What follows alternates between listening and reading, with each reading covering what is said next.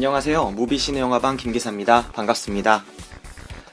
지난 방송 2번 정도 공지해드렸는데 무비시네 영화방이 소모임을 하나 만들어서 청취자 여러분들 그리고 또 소모임을 원하시는 여러분들과 함께 오프라인에서 만나고 함께 영화를 보고 이야기를 나누는 그런 계획을 갖고 있습니다. 지금까지 참가 신청, 수요 조사를 했는데 아직 예상한 것보다 훨씬 참여율이 저조한 것 같습니다. 대신에 스폰서를 해주시겠다 이런 제안을 몇 번 받아서 어떻게 소모임을 이어갈지 고민 중에 있습니다. 늦어도 11월 중순 정도에는 확정 공지를 드릴 수 있을 것 같고요. 방송 회차로서는 114방 또는 115방에서 그 오프닝에서 확실한 이야기를 들려드릴 수 있도록 노력하겠습니다. 참여를 원하시는 분들께서는 저희 공식 메일 dps1438gmail.com으로 메일 보내주시면 될 것 같고요. 메일 내용에는 간단한 자기소개까지 해주시면 좋을 것 같아요. 지금까지 온 메일들에서는 어떤 분들은 자기소개를 해주시고 또 어떤 분들은 내용이 없기도 하고 어떤 분들은 상당히 건방지게 참여할 테니까 열심히 만들어봐라 이런 메일 주고 계시는데요. 어떠한 종류의 관심이든 저희 무비시네 영화방은 환영하고 있습니다. 그럼 늦어도 11월 중순 114방이나 115방 안에는 확정 공고를 드릴 수 있도록 노력하겠습니다. 그럼 지금 본격적인 무비시네 영화방 방송을 시작하도록 하겠습니다. 감사합니다.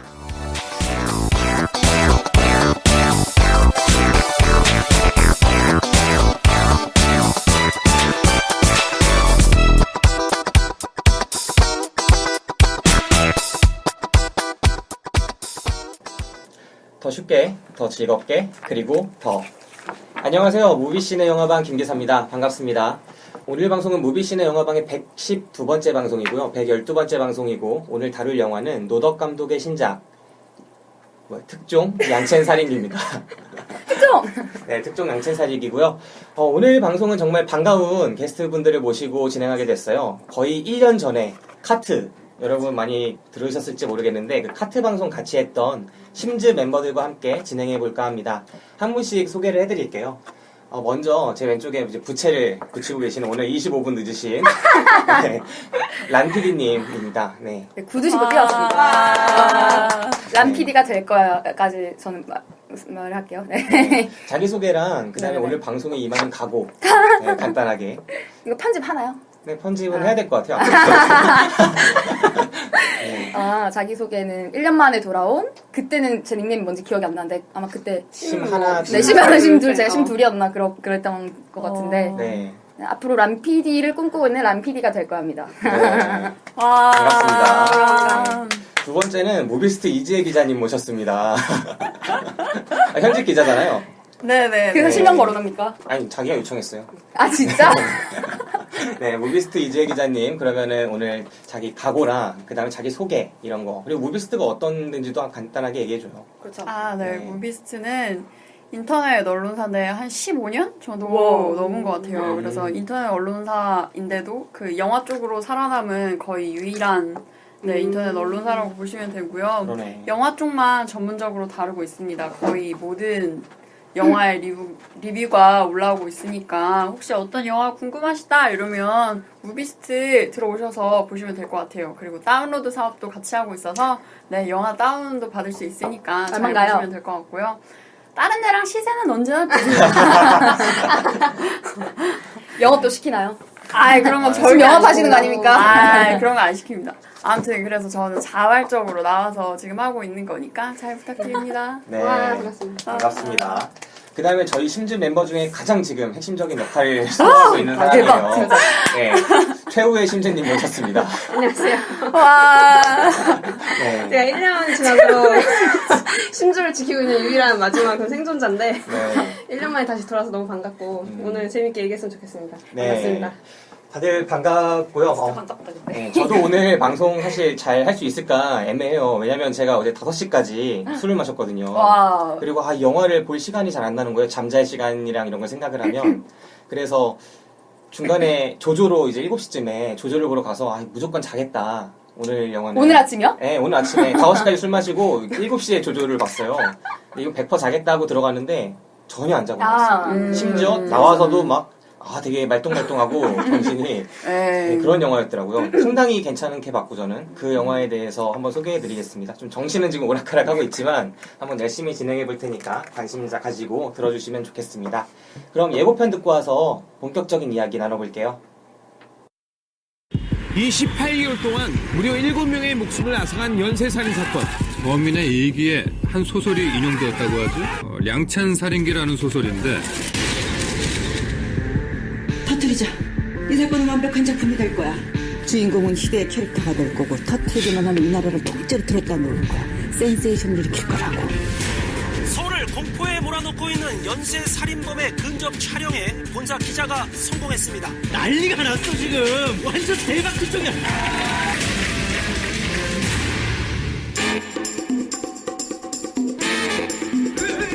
이거 다 누구 때문인지 모르지. 경찰이요? 여기서 정찰 뭐야? 범인이랑 어떤 관계야? 아무 생각하지 말고 후속만 준비해. 알았어? 지금 바로 준비할 수 있어? 뉴스라는 게 별거야? 사람들이 믿으면 그게 진실이지. 나한테 고맙다고 해야죠. 기자님 거짓말하는 거 아는 사람 나밖에 없는데. 시체가 나왔다. 허 기자님이 얘기한 그대로네요? 아침 탑으로 나가. 저 뉴스 나가면 큰일 난다니까요. 지금 생사람 잡는 거라고요. 어떻게 된 거야? 저희 정말로 입조심해야 될 것 같아요. 네, 안녕하세요. 그 특종 량첸 살인기를 지금 소개를 하려고 하는데, 간단한 우선 주인공이 허무혁이라는 ABS의 열혈 기자입니다. 그런데 문제는 너무 잠깐 방송 이름사 이름 잘못된 거 아니에요? TMBS 아니에요? CNBS. ABS 아니었어? CNBS. 아, CNBS였어? C 이렇게 다시 할게. 특종 량첸 살인기의 간단한 시놉시스는 우선 허무혁이라는 열혈 기자가 CNBS의 열혈 기자인데 그 기자가 너무 이렇게 힘이 넘친 나머지 자기의 아주 주요한 광고주의 회사를 건드리는 기사를 보도를 하게 됩니다. 그러다 보니까 주가가 폭락하게 되고 허무혁 기자는 지금 징계나 해직의 위기에 처하게 되는데요. 그 위기에 빠진 허무혁 기자가 우연히 한 가지 제보를 듣게 됩니다. 그 연쇄살인범의 집을 알고 있다는 제보를 받고 그 동네에 가는데 그 동네에 가서 살인마의 집에 딱 들어가 보니까 메모가 발견이 되더라고요. 그래서 그 메모를 이건 그 연쇄 살인마의 메모다라는 확신에 차서 그거를 보도를 했는데 불사 이게 알고 보니까 그 연극을 하는 연극인의 그 시나리오 메모였네요. 그래서 그 일을 가지고 빚어지는 여러 가지 사건을 다룬 영화입니다. 네, 이제 사건이 사실은 처음에는 좀 작은 사건에서 점점 더 뭐가 꼬여가면서 커지는 눈덩이처럼 불어나는 그런 얘기죠. 사실 저는 이 영화 보면서 가장 처음에 든 생각이 일단 제 총평부터 말씀을 한 번씩 돌아가면서 할 텐데 저부터 말씀을 드리면 저는 이게 되게 리얼리티가 되게 많이 살아있다. 오, 현직 기자예요. 예, 그런 느낌이 들더라고요. 이 사회부 기자들의 삶이나 이런 것들을 딱 정확하게 그대로 옮겼다고 하기에는 좀 그런 부분들도 있지만 기자를 했던 사람이 어떤 시나리오나 시놉시스를 참여를 한 것 같고 혹은 그런 사람들이 인터뷰를 되게 많이 했던 것 같고 그런 부분들이 많아서 좋았고요. 그리고 뭐랄까 이게 장르적인 오락영화의 장르적인 재미와 그 다음에 사회성 있는 메시지를 던져주는 그런 부분들이 되게 적절하게 잘 섞인 것 같아요. 보통 어떤 영화 같은 경우에는 오락성에만 치중해서 사실 영화를 보고 나오면 아무것도 안 남는 영화가 있을 수 있고 또 어떤 영화는 사회적인 의미에만 치중하다가 재미가 좀 없거나 너무 무겁기만 할 수도 있는데 이 영화는 오락물 같은데 사회적인 부분을 되게 잘 건드려주고 있다. 영리한 영화다라는 생각이 들더라고요. 아까 그 이지혜 기자님이 말씀해 주시는 부분에서 이게 중요한 광고주를 건든다고 하잖아요. 광고주의 사돈의 이모부를 건든 거잖아요. 그런 것도 되게 현실적인 얘기가 아닌가. 저 앞에 5분을 놓쳐서 그 부분을 놓쳤네요. 네, 이제 다들 총평 어떻게 영화를 봤나 한 번씩 들어볼까요? 먼저 람PD부터. 방금 보고 왔는데. 저도 오늘 아침에 봐서 정리가 안 돼요. 네, 정리가 아직 덜 돼가지고. 네. 나 한참 전에. 그러니까 나오면서 계속 뭐라고 말할지 오면서 생각하면서 왔는데도 총평은 기자가 되고 싶은 사람은 꼭 보면 되게 좋을 것 같다고 저는 생각해요. 저 기자 지망생은 아닌데도. 네. 그리고 그 생각보다 나이 드신 분들이 많이 계셨는데 되게 막 뭔가 공감을 많이 하시면서 보더라고요. 네. 어떤 부분에서 공감하시는 것 같았어요? 그러니까 거의 생방 나가는 부분이랑 생방 나가는 부분이랑 그리고 그 마지막에 아기 자기 아들인 거 알았을 때, 딸인 거 알았을 때. 가기. 네. 이재 기자 총평해 준다면 어떤 영화였던 것 같아요? 우선 다른 분들이 기자의 애환이나 삶이 잘 녹아있다고 말씀을 하셨는데 그 언론 시사회가 끝나고 기자 간담회 때 모든 기자들이 일제히 그 부분을 지적을 하면서 감독에게 거칠게 이렇게 비판을 날렸던 걸 감안하면 과연 그게 적절할지에 대해서도 의문이 좀 들고요. 제가 우선 느낀 점은 그 세월호 참사 이후에 언론에 대한 신뢰나 기자나 보도에 대한 신뢰가 많이 떨어졌는데 그런 사회적인 지점들하고 그다음에 그 허무역이라는 그 캐릭터 자체의 그런 맛이랄까? 그런 캐릭터성이 정말 잘 살아있어서 아주 탁월하게 잘 만든 영화라고 저는 생각합니다. 이따 좀 얘기 더 나눠보겠지만 기자들이 어떤 부분에 그렇게 비판을 한 거예요? 광고주를 건드렸다고 그 허무역 기자를 해직을 시킨 걸 보고 어떻게 기자가 저렇게 할 수가 있느냐, 저런 기자를 본 적이 있느냐라고 질타를 했는데 우리는 모두 알잖아요. 그렇죠? 그걸 진짜 기자들이 손들고 그랬어요? 그런 일이 없다고? 그렇지 않다. 어느 회사를 밝히지 않겠습니다. 그럴 수 없죠. 그 회사를 밝히진 않겠지만 나중에 오프 더 레코드로 분명히 틀림없이 밝히도록 하겠습니다. 그렇군요.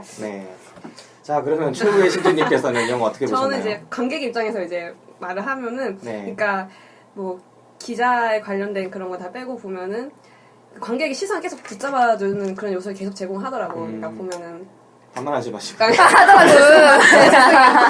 죄송해요. 나도 이제 최후의 심지라서 그래요. 주연이 없으면 안 돼. 스릴러적인 요소 계속 보여주면서 뭐 임신한 아내가 거기 용산 폐상가에 간다든지 뭐 허무역이 벌이는 일이 계속해서 더 크게 꼬여간다든지 하는 그런 모습은 자연스럽게 이입이 될 수 있도록 하는 그런 장치들이 많이 있더라고요. 물론 그게 좀 과하거나 설정이 좀 안 맞는 부분도 있긴 했지만 그런 게 되게 장점이었던 영화가 아니었나 그런 생각이 들었습니다. 저 한마디만 더 하고 싶습니다. 하세요. 경찰들이 보면 빡칠 영화. 경찰이 너무 무능하게 나와서. 근데 거기를 보면 거기에 나온 직업군 중에 안 빡칠 사람은 단 한 명도 없어요. 그런가요? 심지어 불법 체류자조차 직업이라고 하긴 그런데 빡칠만 해요. 모두가 빡칠 영화입니다. 짬뽕 요리사 어떤가요? 짬뽕 요리사도 기분 나쁜가요? 완전 기분 나쁠 것 같습니다. 그러네요. 가장 억울한 사람은 제가 볼 땐 짬뽕 요리사예요. 그러게요. 나머지 직군들은 사실은 반성할 부분들이 있고. 사실 이게 일말의 637님이라고 저희 댓글 달아주신 분 중에 특종 시사회로 보고 왔는데 재밌더라고요. 꼭 보세요. 이렇게 댓글 남겨주신 분이 계세요. 그래서 제가 전화 연결 누군지도 모르는데 전화 연결하니까 댓글만 남겼어요. 근데 이분 댓글 제가 보고 특종이 이게 한국 영화였잖아요. 그리고 심지어 롯데시네마에서 배급을 했고. 그래서 이게 과연 재미있을까 되게 많이 의문을 가졌었거든요. 그러니까 왜냐면 최근에 탐정, 그 다음에 성남 변호사 뭐 이런 영화들이 나왔는데 탐정은 상당히 오락성 있게 괜찮게 만들었었고 또 같은 비슷한 직업군들이 나오죠. 경찰들이 등장하기도 하고 기자들도 뭐 등장하는 부분들이 있고 이런 부분이 있는데 그 리얼리티도 많이 떨어지고 또 재밌는 탐정 같은 경우는 잘 만들었지만 좀 아쉬웠던 한국 영화들이 줄줄이 있었다고 생각을 하는데 이 영화 같은 경우에는 보고 나니까 상당히 괜찮았어요. 그리고 롯데시네마도 올해 계속 죽쓰고 있잖아요. 롯데시네마가 배급만 하면 뭐 협녀부터 해가지고 최악의 영화로 꼽힐 만한 작품들이 줄줄이 있었는데 이번 작품은 롯데시네마도 반전을 꾀할 수 있는 롯데시네마 롯데엔터테인먼트도 그런 영화가 아니었나 생각이 되더라고요. 이 영화에서 어떤 부분을 먼저 이야기를 한번 해보면 좋을까? 초반부부터 점점 이제 후반부까지 짚어가는 게 좋을 것 같아요. 먼저 영화 오프닝 제가 기억하기로는 상당히 키스씬 기억하세요? 놓쳤어. 저는 그 부분 보면서 되게 불쾌했어요. 영화가 또 하나 봤구나 한국 영화 비슷한 거 이런 느낌이 들더라고요. 그냥 그저 그런 수준의 한국 영화의 오프닝일 것만 같은 느낌. 그 장면 자체가 막 나쁘다기보다는 영화의 오프닝이라는 게 상당히 중요하잖아요. 맞아. 영화에 대한 첫인상을 딱 결정짓는 왜 그 데이트하거나 소개팅을 할 때도 초반 몇 초의 인상이 되게 중요하다. 면접 때도. 안 바뀐다 막 이런 얘기 되게 많잖아요. 근데 이 영화 같은 경우에도 저는 그렇다고 생각하는데 영화의 첫 장면으로 배치를 그런 키스씬을 했다는 자체가 그리고 영화를 한 15분, 20분 보다 보면 첫 장면이 그럴 이유가 없어요. 그 장면이 이유가 전혀 없어요. 그래서 이건 감독이 첫 장면을 되게 낭비한 가능성이 있다. 내지는 제작사가 좀 영향을 끼쳤나? 이런 감독의 생각이 의도와 들었는데 무관하게. 근데 저는 그 배급사나 제작사가 그 키스씬을 넣어라 라고 했으면 그 제작사를 엿먹이려고 그 넣은 키스씬이라는 생각이 들 정도로 키스씬이 많이 더러웠거든요. 그죠, 더럽죠. 네, 나 그래서 못 봤어. 확실히 그 씬을 왜 넣었는지 의문이 나도 들긴 하네요. 네. 그래서 저는 그 장면이 되게 눈에 띄었어요. 아, 이게 처음에는 의미가 있는 장면인가 하고 봤는데 의미가 굳이 이 장면이 의미가 없다는 게 한 5분 만에 드러나요. 5분도 안 걸려요. 그리고 결국은 첫 번째 살인 장면이잖아요. 네. 범인의. 네.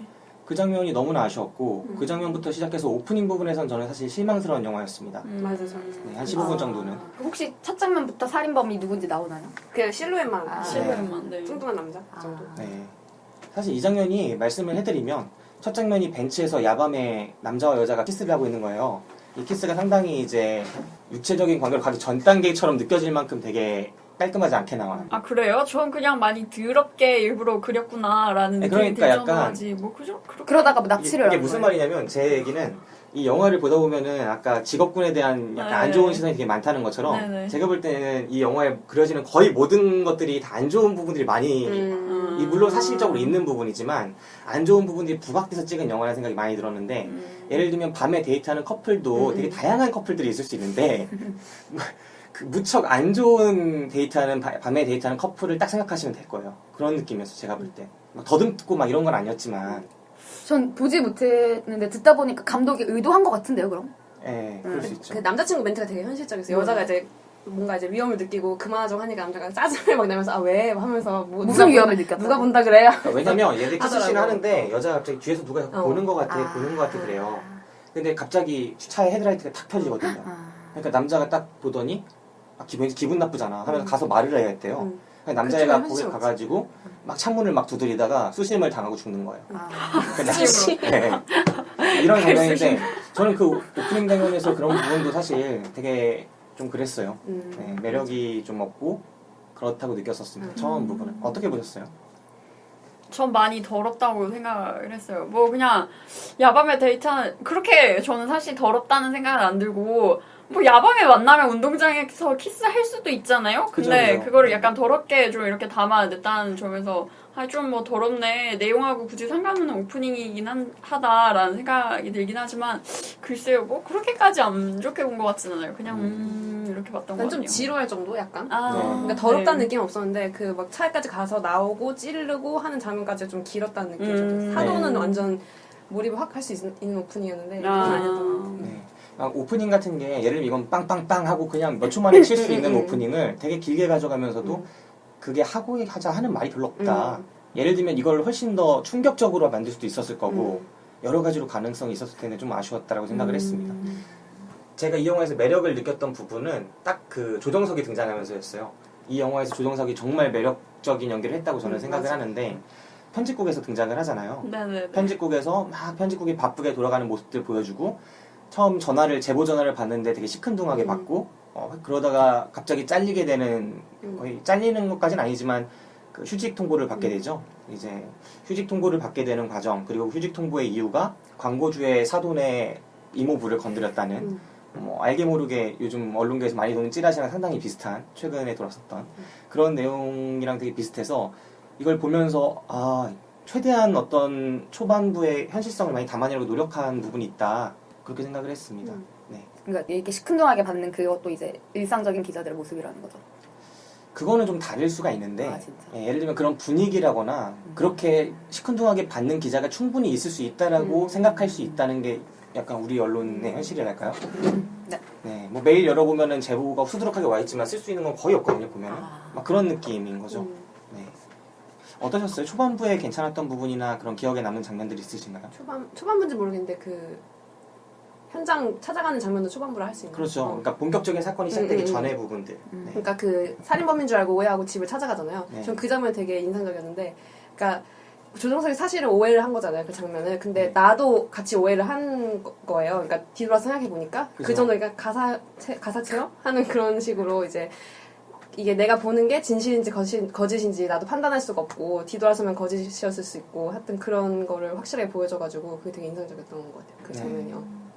사실 영화가 딱 이제 한 초반부에서는 분위기를 형성해 주잖아요. 아 여기 언론 지금 이런 상황이야. 아, 경기 이런 상황이 있고 사건은 이런 게 일어나고 있고 그리고 이 인물은 이런 상황에 처해 있어 라고 딱 보여줘요. 초반 네. 한 15분, 20분 정도에 보여주고 영화가 처음부터 끝까지 가는 건 두 개의 스토리라인이죠. 첫 번째 스토리라인은 딱 영화의 핵심 줄기, 서사. 그러니까 그 악당하고 연계된 그 서사가 있고 두 번째는 이거를 서브플롯으로 받쳐주는 건데 뭐냐면 이 가정 얘기가 나와요. 아내의 이야기가 나오죠. 아내가 임신을 했는데 지금 남편인 조정석과 별거 중이고 이 허무혁 기자와 별거 중인 이유는 뭐 여러 가지가 있겠지만 그리고 이 여자는 큐레이터인데 미술관 큐레이터인데 네. 어떤 작가와 바람이 나 있는 상태인 거죠 사실은. 그래가지고 이런 서브플롯이 같이 가요.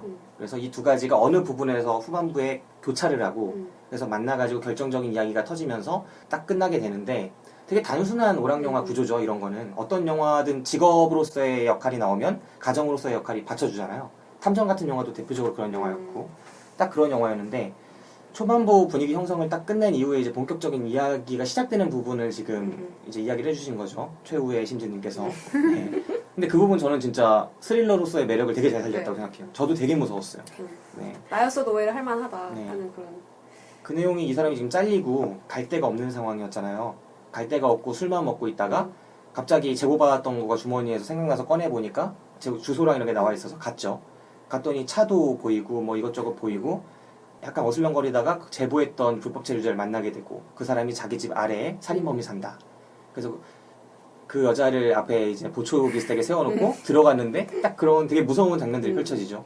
그리고 막 허겁지겁 뛰쳐나와서 메모 하나를 들고 나가서 이야기가 시작되는 부분이었습니다. 네. 그 클라라에게 뭔가 네. 어떤 상을 줘야 될 것 같아요. 이름이 클라라였어요? 네, 클라라. 연기 너무 잘했어. 맞아. 네, 연기 진짜 잘했죠. 맞아. 자기가 그 무서운 것도 연기한 거잖아. 자기는 알고 네. 있었으니까 연극 배우인지. 네, 근데 저는 처음에 이게 제목이 그런 거예요? 그런 알고 있었던 거예요? 처음에 연극 배우인지? 그러니까 자기 돈 3만 달러고 하려고 일부러 한 거 아니죠? 일부러요? 아니죠. 아니야? 저는 일부러는 아니에요. 일부러 아니죠. 나는 그렇게 깜짝 생각했는데. 놀랐네. 네, 자기도 모르고 있었던 것 같아요. 자기도 모르고 있었고. 아니 왜냐면 중간에 그 동네 주민들이 네. 그렇게 계속 경찰한테 전화가 온다고 말을 했잖아요. 네. 그래서 난 클라라가 다 일부러 하는 건 줄 알았는데. 저는 근데 아닌 것 지금 같아요. 얘기를 들어보니까 그 감독이 예전에 연애의 온도 때부터 그 얘기를 계속 했잖아요. 이게 진실인지의 가짜인지의 여부는 상관없이 내가 보이는 걸 진실로 믿고 사는 인간의 모습을 굉장히 이 감독은 천체학을 해서 많이 보거든요. 그러니까 지금 얘기하시는 모습들을 들어보니까 그 어떤 캐릭터 하나도 그런 감독의 의도가 다 들어가 있는 것 같아서 아주 매력적이네요. 네, 아주 좋은 해석을 해주시네요. 감독에 대한. 네. 저는 별로 그렇게 생각하지 않지만 네, 아무튼 제목이 특종 양체 살인기라고 네네네. 붙어 있잖아요, 부제가. 네. 그래서 저는 이게 단순 기사만의 네. 얘기가 아니라 진짜 살인 스릴러 얘기인 줄 알고 무서운 거예요. 그 부분까지 너무. 네. 맞아, 너무 무서웠어. 너무 무서운 거예요. 혼자 오랜만에 영화를 나 혼자 봤는데. 네. 그래서 좀 무서운 거 보는 거 안 좋아하시는 분들은 뭔가 아. 마음에 준비하시는 게 좋을 것 같다고. 네. 사실 저는 이게 영화가 아쉬웠던 부분을 얘기를 하자면 이 부분부터가 또 아쉬웠던 장면들이 들어가거든요. 영화 자체는 되게 재미있는 아까 말씀드린 것처럼 봤지만 아쉬웠던 것들이 좀 디테일이 되게 많이 아쉬운 장면들이 맞아. 곳곳에 많이 있었어요. 여기서 딱 말씀드릴 수 있는 아쉬웠던 게 뭐냐면 그 방에 집에 들어가잖아요. 거의 반지하 같은 집이에요. 되게 네. 다세대 주택 같이 다가구 주택이죠. 그런데 들어가는 건데 문을 이제 철사로 하면 열리는 정도의 허술한 문이고 그렇게 해서 열려서 들어갔어요. 야밤에. 그리고 자기는 경찰도 아니고 아무것도 아니고 그냥 후레쉬 하나 들고 들어가는데 그 집이 되게 이상하게 돼 있는 거예요. 비닐로 그냥 위아래가 다 쌓여있고 벽도 다 쌓여있고 마치 양들의 침묵에서 뭐 범인들이 하는 것처럼 막 이렇게 신문기사 같은 게 스크랩이 돼가지고 막 살인 관련된 네네네. 신문기사가 막 벽에 가득 붙어 있어요. 그리고 메모들도 붙어 있는데 메모에는 살인할 때 그런 쾌감이나 뭐 느낌에 대해서 적어놓은 글들이 있고 무섭죠. 그 다음에 화장실에 딱 들어갔더니 막 내장이랑 이런 것들이 있고 피도 있고 갑자기 고양이 한 마리가 야옹하면서 뛰쳐나와요. 진짜 그때 소리 질렀는데. 저는 여기서 이런 부분들이 영화에 되게 많다고 생각을 하는데 이걸 그냥 생각 없이 보다 보면 그럴듯해요. 그럴 것 같거든요. 배우가 그렇게 살 것 같아요. 근데 과연 연극 배우가 자기 집을 그렇게 꾸미고 막 이렇게 뭐랄까요? 그런 비닐로 막 감싸놓고 화장실에는 그런 내장 같은 거 해놓고 누가 들어와도 살인이나 뭐 토막을 친 것 같은 그런 풍경이라고 볼 수 있는 상황을 만들어 놓고 심지어는 거기는 자주 파출소 지구대 신고가 들어오는 곳이고 저는 이런 것들이 되게 비현실적인 것 같았거든요. 캐릭터에 대한 해석에 있어서 감독이 과연 그런 캐릭터를 여기다 넣었을 때 억지로 이야기를 만들기 위해서 이런 캐릭터를 넣은 게 아닌가. 왜냐면 과연 설득력 있는 상황인가 그런 상황이? 근데 저는 이게 진짜 케바케라고 생각을 하는 게 그 배우들도 연기관이라는 게 굉장히 많이 다르잖아요. 그래서 네. 어떤 배우들은 정말 계산적으로 시나리오에 접근을 하는 배우가 있는가 하면 어떤 배우들은 말 그대로 막 한 달 동안 호텔방 속에 갇혀갖고 자기가 진짜 그런 살인범이라는 자기 암시를 걸기도 하는데 근데 여기에서 나오는 그 연극 배우는 자기가 직접 그런 내장이나 이런 재료들을 만들기도 했고 이런 식으로 엄청나게 막 열혈 배우였단 말이에요. 네. 그러면 그 배우의 어떤 성격을 감안하면 전 충분히 그럴 법도 하다라는 생각이 전 좀 들어요. 파출소가 자주 이렇게 출동하는데요. 예, 저는 그냥 그것 때문에 그거에 굳이 대해서 자기가 뭐 별로 해야 될 신경 안 일을 쓸 것 안 할 같은데요. 필요는 없고 네. 저도 맞아요. 충분히 현실에서도 뭐 당연히 있을 네. 수도 있는 사람이 생각하는데 또 나는 꼭 현실에 있을 법한 캐릭터가 나와야 한다고 생각을 하기 때문에 네. 저도 그리고- 한두 번쯤은 그렇다고 네. 생각해요. 그리고 뭐 다른 얘기일 수도 있는데 이정현이 가수잖아요. 네. 근데 자기는 네. 자기 머리 이거 꼽는 비녀 같은 것도 자기가 직접 깎아서 네네. 만드는 그런 특이한 사람들도 있으니까 연극 배우들 중에서 뭐 가난한 충분히 있어. 배우니까. 그러니까 자기- 가난하고 가난하니까 자기가 직접 만들고 할 수 있어. 충분히 그럴 것 제가 같아요. 느끼는 그 디테일의 아쉬움이라는 건 뭐냐면 마치 그런 거예요. 거기서 고양이가 뛰어나오잖아요. 아 네. 그런 그거는 느낌인 진짜 거예요. 그러니까 이 영화에서 고양이는 약간- 장면 장면이랑 이야기 에피소드 하나를 엮어가는 그 얼개가 뭐냐면 꼭 그 자리에서 그런 게 있어야만 연결이 되는데 그런 것들이 항상 그렇게 설정이 되는 자연스럽게 넘어가는 게 아니라 물론 있을 수 있는데 물론 고양이도 뛰어나올 수 있고 물론 그 사람은 그런 사람일 수도 있어요. 근데 하필이면 꼭 항상 그렇다는 거죠. 이런 게 앞으로 계속 말씀드릴 텐데 이 첫 번째 연결고리부터 그런 장면이 저는 유독 많이 보였어요. 물론 그런 사람이 있을 수 있죠. 근데 첫 번째부터 해서 다음에도 또 그런 장면이 나오고 다음에도 또 그런 장면이 나온다고 생각을 하거든요. 근데 일단 이 장면까지는 그랬습니다. 네. 이 장면은 근데 사실 연출이 되게 잘 됐어요. 보면은 정말 긴장감 넘치고 맞아. 누구라도 첫 번째 놀랐어. 범인 집이구나 맞아, 광주에 맞아. 갔구나 맞아. 그렇게 보게 돼요. 네. 네. 다음 장면으로 또 어떤 장면 기억에 남는 게 있나요? 그 다음에 이분들 다 보신 지 얼마 안 돼가지고 정리가 덜 돼가지고 네. 뭐가 그 다음 장면이 뭐였죠? 그 다음 장면은 이제 경찰 배성우 씨가 등장해서 이제 활약하는 장면들이 나오죠. 네. 배성우 씨. 영화에서 이제 배성우 씨가 배성우? 반장으로 나오잖아요. 강력 반장 이제 검거를 해야 되는데 살인범을 그분은 다른 일 때문에 광주에 내려가 있는 거예요. 네, 전라도 광주에 내려가 있는 건데 이 조정석 씨가 허무혁 기자가 전화를 해보죠. 왜 기사도 안 뜨고 분명히 난 무서워서 신고를 했는데 특종이고 뭐고 신경도 안 썼고 무서워서 그냥 신고를 했는데 출동도 안 한 걸 보니까 했어도 별일이 없는 걸 보니까 이상해서 경찰서에 전화를 했는데 경찰서에선 광주에 가 있다는 거예요. 자기 아는 그 강력계 형사가. 근데 자기는 들었었거든요. 고향인 광주로 이 범인으로 예상되는 사람이 내려갔다고 그 불법 체류자한테 들었었기 때문에 둘 다 광주로 갔다면 뭔가 이건 진행이 되고 있는 거다 경찰에서. 그렇게 생각을 해서 이 일에 착수를 하죠. 네, 우연히 겹쳐서 딱 착수를 하게 되는 건데 그렇게 되는 장면들에서 뭐 생각나는 점이 있나요? 배성우 씨 얘기가 나와서 말인데 네. 이 영화에서는 참 배성우 씨의 역할이나 비중이나 연기가 참 밋밋해서 아쉬운 영화였다라는 생각이 많이 드네요. 분명히 뭐랄까 색깔 있게 담아낼 수 있는 형사의 모습이었는데도 그렇게 뭔가 독특한 색깔이나 이런 게 많이 밋밋했던 것 같아서 나는 캐릭터 일관성이 없다고 해야 되나? 제일 나도. 아쉬웠던 인물이 그 사람이었어요. 네, 어떻게 일관성이 없었어요? 되게 이성적으로 생각을 하잖아요. 처음에는 우리가 증거가 있어야 되고 너네가 협조를 해야 되고 그렇게 네. 하다가 맨 마지막에는 갑자기 근데 그 범인 잘못 오인한 범인 그 사람이 계속 범인이라고 네. 다른 증거가 충분히 서두희 씨가? 있음에도 네, 서두호 서두호 씨 씨. 다른 증거가 충분히 있음에도 서두호가 범인이라고 끝까지 고집을 하고 그런 장면에서 이 사람 캐릭터는 뭘까 하는 좀 그런 혼란이 좀 있었어요. 저는 근데 이것도 되게 리얼리티가 산 부분이라고 생각을 하는데 잘 안 드러났다고 생각해요. 감독의 연출을 좀 부족하게 했다고 이것도 생각하는 부분인데 뭐냐면 오히려 되게 현실성이 있다고 생각했거든요. 경찰들 보면은 자기가 어떤 사건 맡았을 때 막 경찰들을 막 만나다 보면은 그 사건 해결해야 돼요. 그 사건 자기한테 할당되는 사건을 무조건 해결해야 돼요. 그리고 이거가 이 사건을 좀 기자들이 이렇게 주목하는 사건을 잘못 해결했다가는 그냥 바로 골로 가거든요. 바로 승진도 막히고 뭐 여러 가지 문제가 있을 수 있기 때문에 무조건 해결해야 되는 상황일 수 있는데 저는 그렇게 느꼈거든요. 이 사건이 점점 언론 관심은 엄청 큰데 자기가 갖고 있는 건 없고 위에서는 엄청 쪼고 있을 거라고 생각을 해요. 근데 그 장면이 다 빠져 있지만 분명히 위에서는 쪼고 있을 거예요. 그리고 이 사람은 언론의 관심에 엄청나게 부담을 느끼고 있을 거예요. 그리고 자기 승진도 같은 것도 되게 곤란하겠죠. 그 사람의 뭐 가정사나 이런 걸 보여줬으면 더 나오겠지만 영화는 그런 걸 안 보여주고 단편적으로만 보여주는 걸 선택을 했고 어쨌든 이렇게 쭉 가다 보면은 중반부터는 이렇게 생각하죠. 아, 이 사건을 해결해야 되는데, 그리고 대충 범인 같은 애를 잡긴 잡았는데, 그리고 살인은 계속 언론 관심이 막 있고 있는데 살인은 계속 나는 거잖아요. 그리고 경찰을 막지 못하고 있는 거고, 그럼 경찰은 엄청나게 부담이 되는 상황인데, 그 상황에서 결정적인 범인을 지금 검거를 못했고 지금 잡지도 못하고 있다. 그리고 미궁으로 빠졌는데 이걸 풀지도 못하고 있다라고 하게 되면 부담이 크니까 이 사람을 어쨌든 범인 비슷한 사람을 검거를 했다라고 하고 싶은 거라고 저는 느꼈어요. 근데 그 과정에 되게 전 캐릭터가 일관성이 있다고 느꼈거든요. 오히려 전형적인 강력계 형사 같은 느낌? 반장 같은 느낌?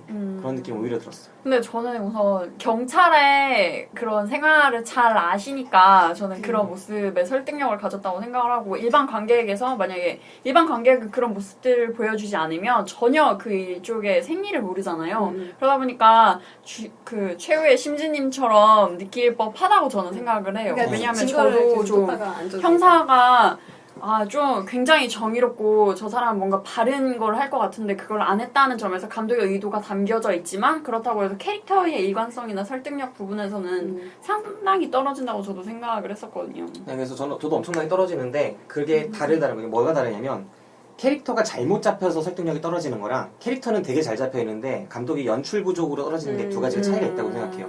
뭐냐면 내가 엄청 잘 알고 있는 거를 남한테 설명할 때 나는 알고 있으니까 당연하게 넘기는 것들이 있잖아요.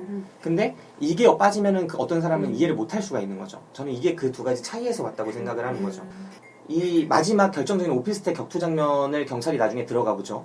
근데 진짜 진범인 애가 찔려서 죽어 있어요. 근데 그 사람이 경찰이 파악하기로는 진범이 아니라 오히려 의로운 지나가던 사람이에요. 중국집 배달원이고 선행을 했던 사람이에요. 그리고 자신들이 범인이라고 쫓던 인물은 지금 자기가 뭐 자살을 하려고 한 게 아니라, 경찰은 자살을 하려고 한다고 보고 있었는데 자살이 아니라 뭔가 자살을 위장한 타살의 가능성이 높아 보여요. 근데 현장은 3명 이상이 격투를 한 것처럼 보이는데 다른 한 명은 오리무중이죠. 네. CCTV에도 잡혀있지 않아요. 그럼 경찰이 만약에 수사를 하다가 이 단계에서 느낄 게, 제가 생각할 때는 망한 거예요. 증거 하나도 없고 진범이 뭔가 이제까지 수사하던 거랑 완전 방향이 달라지는 거고, 지금 여기 왜 이 사람이 와서 죽었으며 심지어 이것도 파악을 못하고 있고, 서도 얘는 범인이라고 공개 수배까지 때려버렸는데 놓친 꼴이 되는 거고, 그럼 완전히 꼬여버리는 거죠, 경찰 입장에서. 저는 이 상황에서의 경찰이 받는 그 스트레스랑 이런 것들이 약간 제가 다른 사전 지식이나 정보나 이런 것들을 생각했을 때는 되게 합리적이었지만, 이렇게 잘 그려냈지만 분명히 저도 이게 연출 부족했다고 생각을 합니다.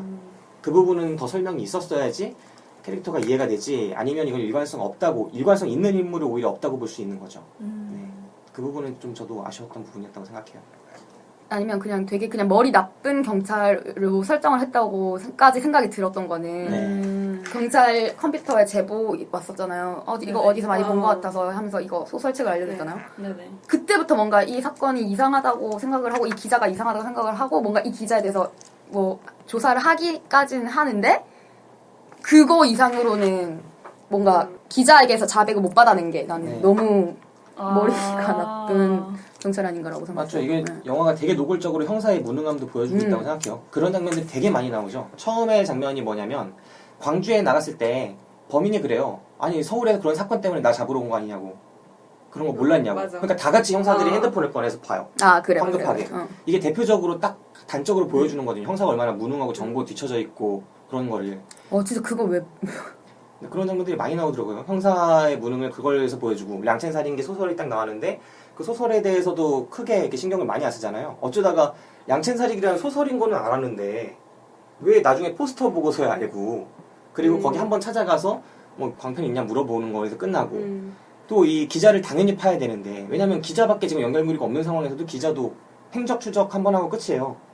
이 사람 지금 가정사가 어떻고 뭐 잠재적인 범죄자로 놓고 여러 가지 측면을 보는 게 아니라 되게 그런 부분이 현실성이 떨어졌다고 생각해요. 그리고 차 안에서 그 조정석이 그 사실대로 말을 하잖아요. 이 사람 걔 범인 아니고 범인 뭐 거기 폐 건물에 있다고 말하고 폐 건물로 가는 길에 걔를 만났긴 한데 왜 폐 건물까지 안 간 거야 그때. 난 언제 오나 계속 마지막에 갔으면 조정석 만났을 거 아니야. 언제 오나 싶었는데 나중에 오더라고. 네, 그런 것도 다 말해줬는데 형사는 서도부터 잡고 가자 해놓고 서도 잡았는데 잡지 않았죠. 바로 안 가죠. 여기가 꽝으로 됐는데도 불구하고 바로 안 가고 특별히 할 일도 있는 것도 아니었어요. 그런 것도 상당히 설득력이 떨어졌고, 이런 개연성이 엄청 떨어지는 게 앞에 이 사람들이 갖고 있는 거는 방송국밖에 없다는 거 믿고 있어요. 방송국도 사실은 가진 거 아무것도 없지만 경찰들이 볼 때는 방송국이 다 주고 있다. 그렇게 알고 있어요. 근데 그 방송국의 핵심 기자, 모든 거를 방송국에서도 제일 잘 알고 있을 거라는 허두혁 기자가 와서 그렇게 이야기를 했는데 이 허두혁 기자한테 관심을 별로 안 보여요. 근데 바로 그 전 장면 보면은 허두혁 기자 첫 번째 제보자 살인 사건 났을 때 허두혁을 굳이 데리고 거기 현장 보여주거든요. 그거 특권이에요. 맞아요. 그러니까 이게 말이 안 돼요. 앞뒤가 안 맞는 거예요, 영화가. 그러니까 그 부분에서 난 형사가 너무 일관성이 없다고 느꼈어. 네. 정말 이게 막 오락가락 하는 거죠. 근데 맞아. 관객들은 이게 상당히 스피디하게 전개가 되다 보니까 영화만 따라가다 보면은 재밌어요, 그냥. 박진감 넘치고 흥미진진해요. 근데 이걸 앞뒤를 생각하고 보는 사람은 와, 이거 엉망이네. 막 이렇게 생각하면서 볼 수밖에 없을 만큼 이게 안 맞는 거죠. 그래서 저는 그 부분도 사실 아쉬웠어요. 네.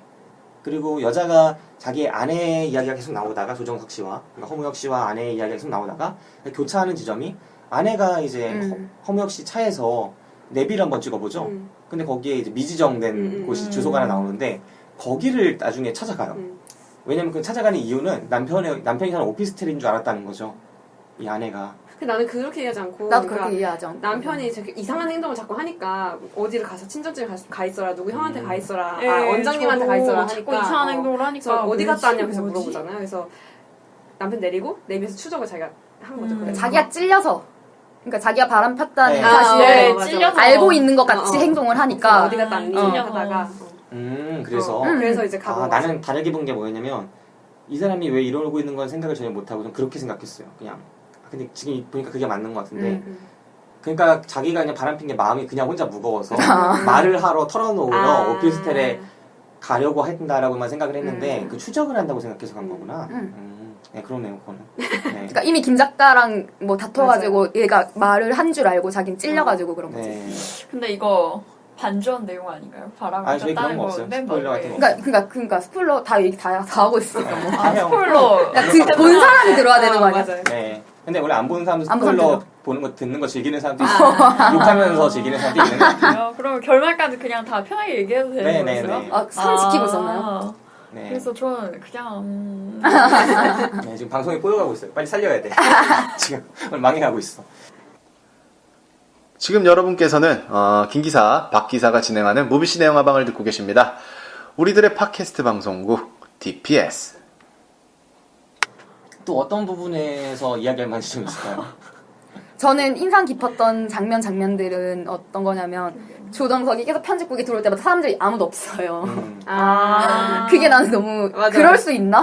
나도 그거 어처구니 없는 거라고 생각을 했는데 약간 이런 비상사태가 걸려본 적이 보통은 없을 거 아니에요, 방송국들. 그러니까 어떻게 되는지 모르겠어요. 왜냐면 왜 다 없는, 첫 번째 없는 거는 사람들이 다 전화 받으러 갔어요. 그래서 업무가 마비돼서 간 거였고 두 번째인가는 또 파티한다고 자기 차장됐다고 그거 다 거기 술 마시러 숨어있고 깜짝 파티 해준 장면이었고 다음에 또 가니까 그냥 사람들이 없는 거예요. 뭐 1층에 누가 온다고 맞아. 그러면서 사람이 없어요. 근데 이런 거 생각해보면 그런 부분도 되게 어이가 없죠. 그러니까 그 사회부에 그 사건만 있는 게 아니잖아요. 네. 맞네. 그러니까 얼마나 많은 사람들이 있을 거고 무조건 거기서 방송을 짜는 사람들이 있을 당연히. 거고 일상적으로 막 업무를 하는 사람들이 되게 많을 거예요. 근데 막 CG 팀도 있을 거고 무슨 팀도 있고 되게 많을 텐데 그 사람들한테는 다 없어요. 말이 안 되는 부분이었던 것 같아요. 아무도. 그러니까 이게 되게 얼빠진 부분들이 되게 많죠. 영화 보다 보면 디테일적인 부분에서. 근데 뭐랄까 아니에요. 가능한 것 같아. 그런. 아니 저는 가능하다기보다는 그런 거를 전 좀 생각을 해야 된다고 생각을 하거든요. 이게 다큐멘터리가 아니라 분명히 장르 영화잖아요. 장르 영화의 충실도는 사실 이런 디테일을 살린다기보다 봐서 그냥 정신줄 놓고 재밌느냐가 저는 가장 중요한 부분이라고 생각을 하거든요. 그래서 약간 그런 디테일쯤은 이렇게 과장으로 그냥 스킵해도 되는 게 아닌가라고 저는 좀 생각을 해서 저는 그냥 편안하게 봤습니다. 그런 부분들. 근데 그게 사람마다 기준이 다르니까 문제가 생기는 거죠. 그러니까 어떤 사람은 디테일이 그 본을 훼손하기도 하니까 이 영화를 보다가 저도 물론 재밌게 봤어요. 근데 더 재밌게 볼 수 있는 영화를 그 디테일이 나올 때마다 살짝은 아유 역시 영화구나. 아유 잘 모르고 만들었네. 막 이런 생각들이 계속 드는 거죠. 그리고 이야기 자체가 사실 따지고 보면 되게 기본적인 장르 영화예요. 아까 말씀드린 주플롯이 있고 서브플롯이 있고 그 다음에 설정 자체도 경찰이 나오고 기자가 나오고 이야기 거짓말 하나 했는데 눈덩이처럼 불어나고 살인범 캐릭터 때문에 그런 이상한 살인들이 다 그냥 묻어가는 거고 이 책을 읽고 나서 범인이 그거를 따라서 살인을 하는 것처럼 여겨진다는 그런 설정도 어디서 되게 많이 나왔던 거고 그리고 어느 빈 공간에 범인 집에 몰래 들어가는데 거기서 뭔가 붙어있는 그런 것들을 보고 두려워서 몰래 도망치고 막 이런 사건들, 이런 것들이 다 어디서 봤던 것들의 조합이에요. 그럼 이렇게 전형적인 장르 영화에서 뭔가 차별성을 줄 수 있는 지점이 있다면 무엇일까? 그 디테일이나 이런 것들을 통한 완성도가 아닐까? 그런 것들이 좀 생각이 되는 거죠. 디테일까지 조금 더 짜여 있었다면 이 영화 보면서 저는 엄청나게 감탄했을 것 같아요. 근데 이거는 디테일 때문에 훼손되는 부분이 많았어요. 네. 그런 부분이 감독의 역량 차이가 아닐까 그렇게 생각합니다. 네. 아, 뭐 할 말이 있었습니까? 까먹었어. 머리 하얗지. 머리 완전 하얀데, 뭐더라? 하무라는 말이. 뭐더라? 잠시만요. 술 너무 많이 먹어가지고. 지금 여기 다 술 먹고 왔어요, 근데. 아니, 내가 진짜 보니까 너무 많이 먹어서. 나도 어제 새벽 5시까지 나왔고, 지금 남PD도 마시고 네네. 왔고. 아니. 나 방금 전까지 자다 왔어. 아, 진짜. 네. 아니, 너무 웃기다. 사건이, 눈덩이처럼 불어나는데, 왜 아무도 한 명도 의심을 하지 않았나. 그러니까 그게 너무 뭔가, 기자 입장에서는 엄청난 특종이라서 뭐 그것만 뭐 보였을 수도 있는데, 알고 봤더니 그 국장은 자기는 어느 정도 알고 있었다고 말하긴 하잖아요. 네. 근데 그 전까지는 왜 아무도 진짜 이거에 대해서 의심을 하지 않지? 라는 생각이 좀 들었어요. 네, 그런 생각이 되게 들 수밖에 없는 게, 경찰은 당연히 그 기자부터 생각을 해야 되는데, 왜냐면 기자가 제보자랑 알고 있을 거고, 그 제보자는 핵심, 범인을 검거하는데 핵심이어야 될 인물인데, 경찰은 이 사건에 대해서 쥐고 있는 게 아무것도 없는데 그렇게 압박을 받으면서도 이 기자를 어떻게 할 생각을 안 해요. 보면 기자가 시종일관 뭘 쫓는 게 아니거든요. 엄청 여유 있어요. 아내한테 뭐 자꾸 연애하러 가고, 그 다음에 뭐 짐 옮긴다고 집으로 그냥 업무 시간 중에 가는 것 같고, 그냥 별로 하는 일도 없고 막 왔다 갔다 하고 있는데 주변에 경찰이 따라붙지도 않고 그 강력 경사 아무도 이 사람한테 관심이 없어요. 그러니까 만약에 영장을 발부해서 거기를 밀어버리고 그 방송국한테 증거를 내놓으라고 하는 게 아니더라도 형사가 할 수 있는 방식대로 어떻게든 이렇게 최대한 가장 정보를 많이 갖고 있는 사람한테 추적할 법도 한데 그런 걸 안 하고 있다는 거, 그런 게 되게 개연성이 떨어지는 부분이긴 하죠. 이제 생각났다. 라디오에서 인터뷰할 때 네. 전문가가 갑자기 어느 순간부터 범인이 다른 사람으로 바뀐 것 같다고까지 말을 하는데 왜 아무도 그런 거에 대해서는 지적을 하지 않고 의심을 하지 않는지. 네. 근데 그런 것도 되게 이상하죠. 보면은 이 허무혁 기자가, 그러니까 영화에서는 거기까지는 되게 뭔가 등장할 것 같잖아요. 허무혁 기자가 두 번째 증거를 자기가 너무 압박감에 밀리다가 거짓말로 자필로 자기가 작성하죠. 범인인 것처럼. 그래갖고 자기가 자기한테 보내요. 근데 이런 것들을 보면은 분명히 일이 다르게 퍼질 것 같거든요. 의심하는 사람이 진범은 나와야 누구인가, 되는데. 이 자필 진술서랑 왜 안 맞나, 필체가 왜 이렇게 다른가, 이런 것들이 중간에 뭔가 나올 것처럼 하고 갑자기 사라져버려요.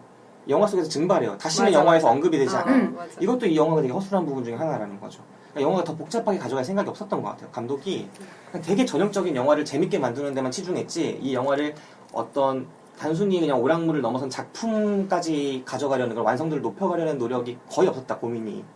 이거를 못 봤다면 진짜 능력 부족이고, 이거를 보고 그렇게 했다면은 이거는 작가로서의 정신이 조금은 부족하지 않나. 근데 그 다의 얘기가 너무 시간이 너무 짧아요. 그 영화. 근데 영화가 벌써 제 생각에 드러낸 부분이 정말 디테일이 정말 많을 거라고 생각을 하는 게, 많아. 이미 이것도 2시간이에요. 네네. 2시간인데 거기서 그런 디테일까지 또 살리려고 하면 이 영화만 해도 굉장히 스피디하고 박진감 넘게 탁탁탁탁 진행이 되는데, 그 디테일까지 넣으면 한 3시간 정도로 잡았어야 했는데 과연 그게 가능했을까? 저는 좀 그런 현실적인 요건들도 그러니까 그게 역량인 거죠. 그러니까 이보다 훨씬 복잡한 이야기를 하는데 1시간 40분에 끝나는 사람도 있어요. 막 보다 보면은 이거는 분명히 이 감독이 그걸 수습을 못했으니까 우리가 보기에는 복잡해 보이는데, 어떤 감독은 되게 수습을 잘했을 수도 있다는 거죠. 이 장르에서 이보다 훨씬 더 잘 만든 영화들도 수도 없이 존재하고. 그럴 수 있겠다. 그러니까 이런 부분이 아쉽다는 거죠.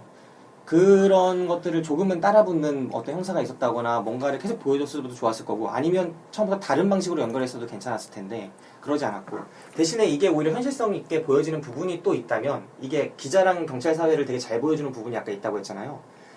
영화 속에서 기자단이 등장하는 것들이 그런 거예요. 기자들은 여기서 계속 물어요. 엄청나게 물어봐요. 기자들은 다 같이 몰려다니면서 뭡니까? 말씀해주세요. 한 말씀만. 이게 되게 강조되는데, 저는 조금 더 강조됐어야 했다고 생각해요. 그게 블랙 코미디적으로 보이려면. 기자들이 정말 저는 묻는다고 생각해요. 요즘 기자들 보면은 다 물어요. 발로 뛰어서 찾질 않아요. 다 물어봐요. 왜냐면 내 출입처에서 내가 주는 보도자료 받아가지고 나는 사건대로 다 같이, 그 기자단들 다 같이 이동해가지고 물어보면 되는 거니까. 문제가 생기는 건 그런 경우죠. 여기서 허무혁 같이 혼자 정보를 알고 있고 나머지가 다 모르는 경우에 이제 발등에 불이 떨어진 거예요. 근데 이 경우에조차도 허무혁한테 물어봐요. 그냥. 허무형한테 자기가 뭔가 더 그 사건에 네. 대해서 취재하려고 하지 않고 물론 묻는 것도 취재의 기초긴 한데 허무역에 관련된 여러 가지를 취재를 할 수 있을 텐데도 불구하고 그냥 허무역을 찾아가서 물어봐요. 아니면 허무역이 왔을 때 찾아봐요. 그리고 경찰한테도 계속 그냥 경찰한테 물어보죠. 그러니까 이렇기 때문에 결국은 기자들이 그걸 파지 않았던 거 아닌가. 근데 영화가 이거를 딱 한 장면만이라도 더 연결지었다면은 저는 이게 설득력이 있었을 거라고 생각해요. 왜 기자들이 그걸 안 쫓는지. 형사도 똑같다고 생각해요. 형사도 이 영화 속에서 형사가 굳이 이거를 되게 그러니까 막 의롭다, 뭔가 정의롭다 이렇게 지금 표현을 하시던데 제가 볼 땐 그런 형사가 아니었거든요. 대충 일하는 형사였어요. 제가 볼 때. 처음부터 대충 일하는. 네. 이 형사가 발로 뛰는 형사가 아니라는 게 그렇게 수상한 장면이 안 나온다는 거에서 보여지죠. 이 사람은 한 번도 발로 뛰어가면서 막 쫓아가면서 범인을 찾으려고 노력한 적이 없었어요. 어떤 방식이냐. 사람들 그냥 불러가지고 왜 증거 안 내놓냐 알면서. 그리고 그냥 가가지고 막 물어보고. 저는 국장 말고는, 그러니까 조정석을 제외하고 국장 말고는 너무 캐릭터가 입체적인 캐릭터가 없었던 것 같아요. 아, 네. 이건 거의 조정석 혼자 끌고 가는 영화. 네. 그래서 감독이 결국 조정석만 믿고 만든 영화 같은 거지. 네. 기자단에서도 그 국장 있고, 그 다음에 국장을 보조하는 김대명 씨가 연기한 그 부장급이 하나 있고, 그 그다음에 캐릭터도 진짜 너무 바보같이. 네, 사회부 차장인가요? 그 사회부에서 앉아가지고 선배처럼 하면서 되게 미생 나오네. 미생 나오네. 네, 미생에 나온 그 변요한 씨 선배로 나왔던 대리, 그분 나오고, 그 다음에 이런 식으로 해가지고 또 그 편집 기자 같이 나서 롤 가던 사무실에서 게임하던 우정 출연 있을 수도 이거 도대체 막장 언론사의 극을 보여주는 건 저는 이런 장면도 물론 어느 회사에 있을 수 있겠죠. 저는 있기 어려운 거라고 그건 솔직히 아니고. 어떻게 회사에서 게임을 그렇게 하고 있어요? 근데 물론 모바일 게임은 할 수 있습니다. 그러니까 이건 뭐 예, 프렌즈팝 이런 거 하는 기자들은 많겠죠. 모니터 2개 대고 이렇게. 예, 근데 모든 거기다 모니터 2개를 해가지고 그 회사는 선배가 없나? 그 회사는 선배가 없나? 제가 볼 땐 국장도 그렇게 못할 것 같아요. 그렇게 게임하고 있는 캐릭터도 상황도 나오고 그런 기자들이 있는데 이 기자들 중에 입체적으로 뭔가 보여주는 캐릭터는 없었다. 국장 진짜 나 국장밖에 없었어. 네, 기억나. 기껏해야 막 거래하려고 하는 장면들만 나오죠. 네, 그러니까 이거는 처음부터 입체적인 캐릭터나 어떤 상황 설정을 통해 말해주는 게 아니라 딱 설정이나 소스를 통해서 그냥 구체성을 부여하는 거죠. 예를 들면 아까 사돈의 이모부 얘기 나오는 거나 아니면은 경찰한테 정보 줄 테니까 거래하자. 엠바고 전에 나한테 알려달라. 우리 회사에. 그리고 그 기자도 그렇죠. 하나 달라고 이렇게 내가 다 인터뷰해줬는데 이런 것들을 통해서 그냥 조금 현실 사회를 잘 반영한 것처럼 보이게 하려는 그 정도 수준이 아니었나 싶습니다. 미생분들 되게 많이 출연하시지 않았나요? 누구 또 있었나요? 대리 말고? 대리 말고 살인범이 위생에 나오고 맞다 헐. 그분이 거의 주인공 선배이지 않았나요? 김대리님으로 원래. 맞아. 예. 그분 나오셔서 저 살인범 연기 되게 잘했던 것 같아요. 네, 살인범 연기 진짜 잘했는데 생각만큼 비중도 꽤 컸는데 네. 주목을 못 받은 것 같아서 좀 아쉽습니다. 저는 이 영화는 둘이서 살렸다고 생각해요. 살인범이랑 조영석 씨. 왜요? 그 국장도 껴주세요. 이민숙 씨요? 네. 이민숙 씨 저는 솔직히 되게 좋았어요. 근데 이민숙 씨야말로 가장 비현실적이지 않았나요? 약간 그런 국장인데 약간 패션쇼로 나온 듯한 그런 패션. 그래서 약간 저는 이 영화가 전적으로 약간 판타지였다? 그렇게 리얼리티를 살리려고 한 영화는 아니었다라는 생각으로 아주 편안하게 봐서 뭐 그런 디테일에 저는 별 관심 없이 봤습니다. 이거 판타지였다고 생각해요. 저는 엄청 리얼한 영화라고 생각하는데. 저는 그 리얼에 사실 이민숙 씨가 그런 캐릭터로 나온다는 것도 그렇고 아까 말씀하셨던 것처럼 그런 게임하는 것도 그렇고 저는 이게 뭐 감독의 역량의 부족일 수도 있지만 사실 중요한 부분은 이거잖아요. 딱 재미 그 자체만 방점을 딱 놓고 본다면 그냥 뭐 나쁘지 않게 착착착착 진행되는 영화여서 저는 꽤 괜찮게 봤습니다. 다만 그 메시지 제가 주목을 했었던 부분은 뭐냐면 그 서브 플롯하고 메인 플롯이 어떻게 교차를 하느냐 그리고 어떻게 결말로 영화를 끝내느냐 그 다음에 이 보는 내내 정신줄을 놓고 따라갈 수 있을 만큼 재미있느냐 그리고 그렇게 하면서도 자기가 얘기하고자 하는 메시지를 잘 담아내느냐 요 기준으로만 딱 본다면 저는 뭐 나쁘지 않게 만든 좋은 영화로 생각했습니다. 근데 두 플롯이 너무 맨 마지막에만 겹치지 않아요? 네. 그 생각 들었어요. 저는 그것도 엄청 못 살렸다고 생각해요. 이 플롯 두 개를 되게 기본적으로 이건 웬만한 상업 오락 영화가 다 알고 있는 구조예요. 전형 중에 정형이고 그걸 어떻게 교차시키느냐에서 이제 난이도가 결정되겠죠. 연출의 난이도가. 이게 막 수도 없이 교차되면서 여러 가지 이야기를 파생시킬 수도 있고 아니면은 그냥 두 개 플러스 되게 가까이 가져가면서 막 그냥 일상적인 재미를 줄 수 있어요. 탐정 같은 경우에도 권상우 씨랑 그 아내 서영희 씨가 막 여러 가지 가정에서 갈등을 보이는 거를 되게 시종일관 끌고 갔었는데 웃음 코드로 이번 영화도 쭉 같이 나오는데도 교차는 단 한 번밖에 안 해요. 근데 그게 교차를 몇 번 더 시킬 수도 있었거든요. 맞아. 그리고 교차를 하는 장면 자체도 그 장면이 계속 그냥 연애만 겨우는 매력적이지 않았어요. 그래서 그 그쵸. 오피스텔에서 그냥 여자가 뜬금없이 찾아가가지고 네네. 2층에서 그 살인범하고 조우해가지고 붙잡힌다. 근데 살인범은 네네네. 되게 도덕적인 인간이라 자기가 죽이려고 한 애는 죽이고 안 죽이려고 한 애는 다 살려줘요. 이 살인범은. 그래가지고 아내분도 결국 필요하니까 살려주죠. 맞아. 아내분이 꼭 필요해요. 왜냐면 결말을 이끌어내기 위해서. 친자 확인서를 그걸 위한 필요하니까. 도구로 완전 사용된 거예요. 예. 진짜. 그러니까 결국은 이 사람도 살려놓기 때문에 그리고 처음에 조정석 씨 만났을 때도 안 죽이잖아요. 이 살인범. 그런 것들부터 해서 이 영화는 그냥 모든 걸 자기의 이야기 딱 처음부터 목적지는 정해져 있어. 네. 이 목적지를 가기 위해서 필요한 재료들을 그냥 다 쓴 거예요. 그냥. 그런 이야기였다. 그래가지고 이 아내분 결국 그 결론도 저는 되게 아쉬웠는데 과연 이 구현하고자 하는 결론이 무엇이었냐. 전 진짜 끝나지 않는 영화라고 생각하거든요. 결말 진짜 너무 별로였어요. 아, 그래요? 난 저는 결말을 난 굉장히 너무 재밌게 별로였어요. 봤어요. 아니 2대2 그래서 칸이네. 그러네요. 아니 결말을 그래서 정말 재밌게 뭐 봤거든요. 어쩌라고. 근데 범인 그러니까 조정석도 살인자가 된 거잖아요. 네. 근데 네네. 근데 일단 이 사건 자체도 안 끝났고 아 뭐 어쩌라는 거지? 여기서 왜 끝나는 거지? 친자인 거 알면 끝인가? 그러니까 영화가 여러 가지로 끝낼 수가 있다고 생각하는데 네네. 처음에 이제 닫힌 결말, 열린 결말 크게 두 가지 나눌 수 있을 거고 네네. 닫힌 결말 중에서도 오락영화 중에 재밌게 딱 영화를 완전히 하나의 네네네. 선물 포장처럼 네. 딱 네네. 마지막 끝 매듭 지으면서 끝낼 수도 있고 아니면은 완전히 끝내진 않으면서도 뭔가 아련한 여운을 남겨줄 수 있죠. 네. 블랙 코미디적으로 아 우리 사회 이렇게 엉망이야라는 걸 남겨줄 수도 있고 근데 이 영화는 분명히 여운을 남기면서 끝내는 구조예요. 네. 뭐냐면 다른 일이 시작돼요. 이 일이 갑자기 흐지부지 되면서 아 국회에 무슨 녹취록이 있대 그거 찾아와 라고 하면서 새로운 일을 찾아가면 끝나요. 그리고 그 전 사건이 뭐냐면 전 사건은 아내가 갑자기 친자 확인해서 아내를 어렵게 구해왔더니 아내가 친자 확인을 하려고 했어. 나 사실 바람 폈어. 근데 저 아이는 당신 아이야. 막 이런 막 말도 안 되는 얘기를 해요. 그러면서 이 조정석이 계속 고민하다가 마지막에 친자 확인 그 봉투를 받죠. 서류를. 네네. 그래서 이걸 열어볼까 막 고민을 하다가 네. 태워버려요. 태워버리고 쓰레기통에 넣으면서 딱 나와가지고 새로운 일을 맡으면서 끝내요. 네네.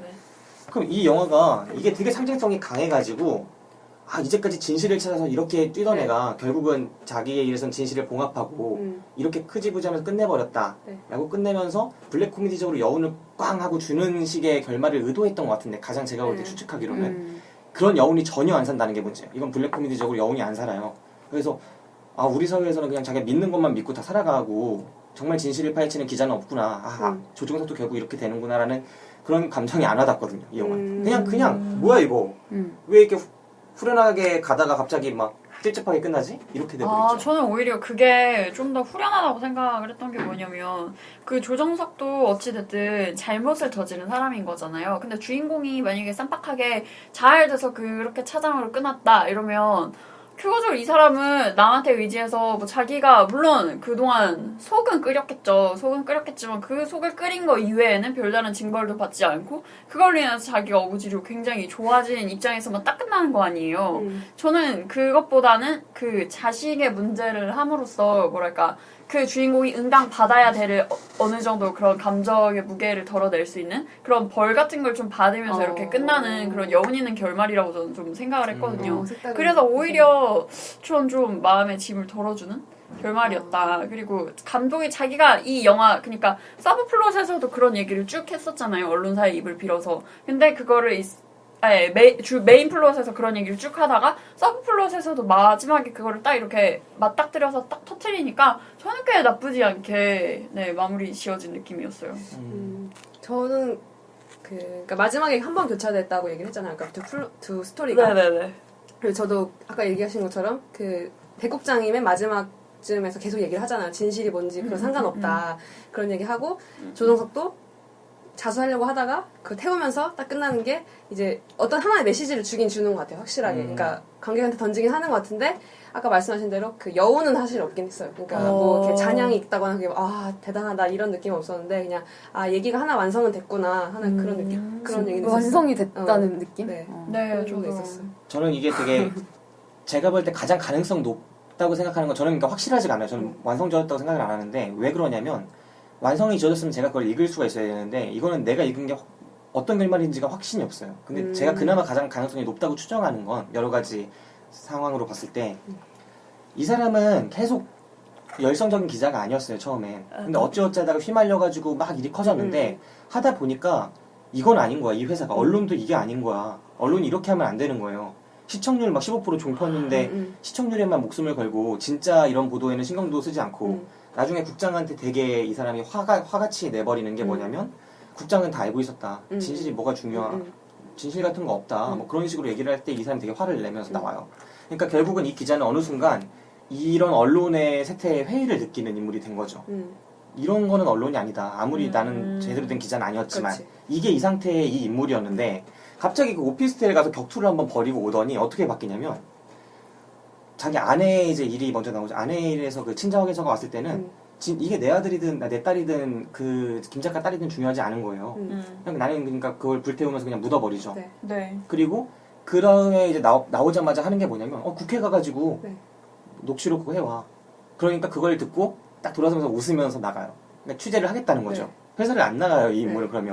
그러면은 이 인물은 처음에 그냥 대충 취재를 하겠다는 거라고요? 아, 나 우리 딸 좀 보고 갈게 라고 하면서 딸 보러 갔잖아요. 딸 보고 취재하러 가는 거잖아. 회사에 사표 내면서 예를 들면은 여러 가지 결말이 예상 가능할 텐데 아 나는 제대로 된 기자가 하겠어 이제부터 이런 결말도 가능할 거예요. 나와서 회사에 사표를 쓰고 그 다음에 아 나는 진짜 이 회사에 이제 충성을 다하면서 처음부터 그냥 좀 이렇게 그냥 먹고 사는 회사인처럼 직장인처럼 살겠어. 어차피 세상이 이러니까 또 가능할 거예요.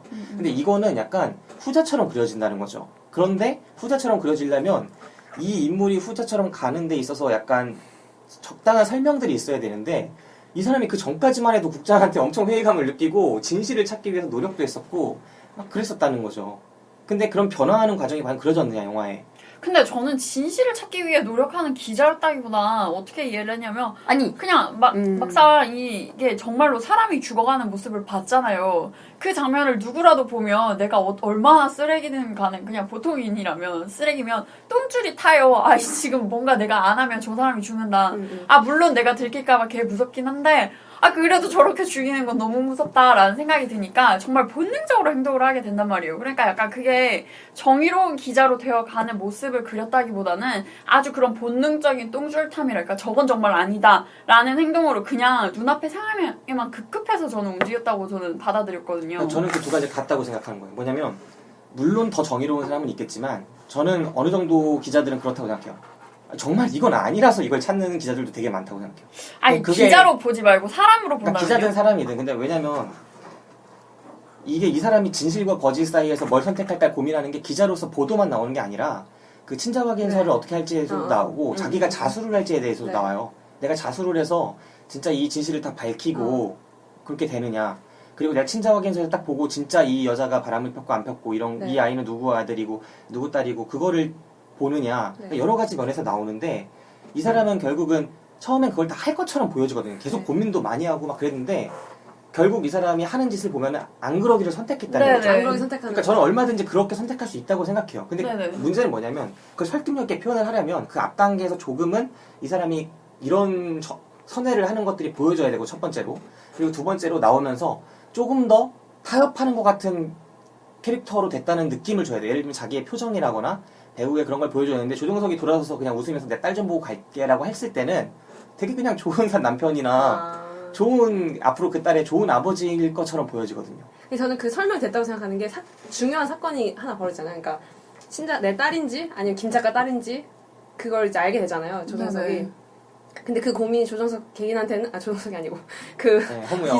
기자 개인한테는 되게 큰 고민이었을 거고 그게 마침 자기가 사람도 죽였고 여태까지 다 거짓말로 보도했었고 그거랑 겹쳐지면서 이제 하나 굴복을 한 거죠. 부조리한 그 세상에 굴복을 해서 나도 이제 내 딸이 그 진실인지 거짓인지 중요하지 않고 내가 여태까지 했던 게 보도가 거짓인지 진실인지도 중요하지 않고 그냥 난 다 덮고 그냥 어떤 게 그 백국장 말대로 진짜 어떤 게 진실인지 차장 듣고 그래서 마지막에 그 내 딸이라 그러잖아요.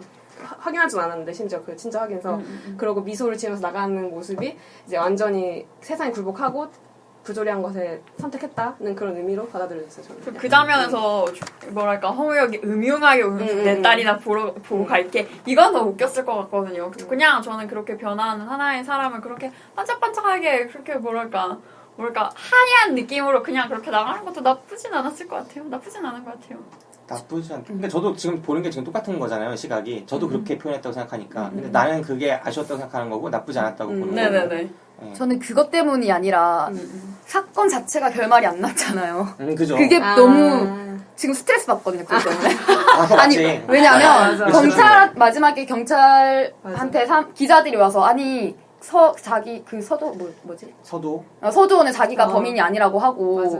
거기서 누가 죽었고 네. 이거 빨리 말해달라고 기자들이 하는데 그건 안 그러니까 그 사건 자체가 끝나지도 않았잖아요. 네, 그건 맞죠. 맞아. 그래서 맞아. 너무 스트레스 받는 거예요. 왜 사회가 지금 여기서 끝나면 안 되는 사건인데 그냥 다음 사건으로 넘어가고. 그리고 이게 합리적으로 봐도 여기서 끝나는 사건이 아니에요. 왜냐면 너무나 반증이 너무 많아요. 그 사람이 범인이면. 근데 합리적으로 봐도 끝나서는 안 되는 사건들이 우리 사회에서는 정말 많았잖아요. 많은데 이 정도는 아니라는 거죠. 근데 이거는 그렇진 않아요. 왜냐면 이거는 언론 관심 엄청 많이 받은 사건이라 이렇게 끝나는 게 자연스럽지가 않아요. 성완종 사건도 언론의 관심을 엄청 많이 그것도 받았고. 다르죠. 그 서도원하고는 다르잖아, 성완종은. 이게 사회부랑 어디다가 갖다 대. 봐봐요. 봐봐, 이게 정치부 사건이니까 그렇게 하는 거지만 이거 의도 자체가 그런 메시지잖아요. 저는 이게 만약에 의도를 했으면 국회 녹취록이 터졌으면 충분히 덮여주고 그 다음으로 넘어갈 만한 사건의 크기였다고 저는 생각을 해요. 그렇기 때문에 저는 그것 자체에 대해서 문제를 지적하고 싶진 않아요. 지금 여러분께서는 김 기사, 박 기사가 진행하는 무비시네 영화방을 듣고 계십니다. 우리들의 팟캐스트 방송국 DPS. 저는 최근에 제가 VCR 편집한 게 더폰 영화 네, 시사회. 나오네. 근데 거기도 배성우 씨 나오거든요. 덕분 나 그래서- 얼마 며칠 전 엊그제 인터뷰했다. 아 진짜?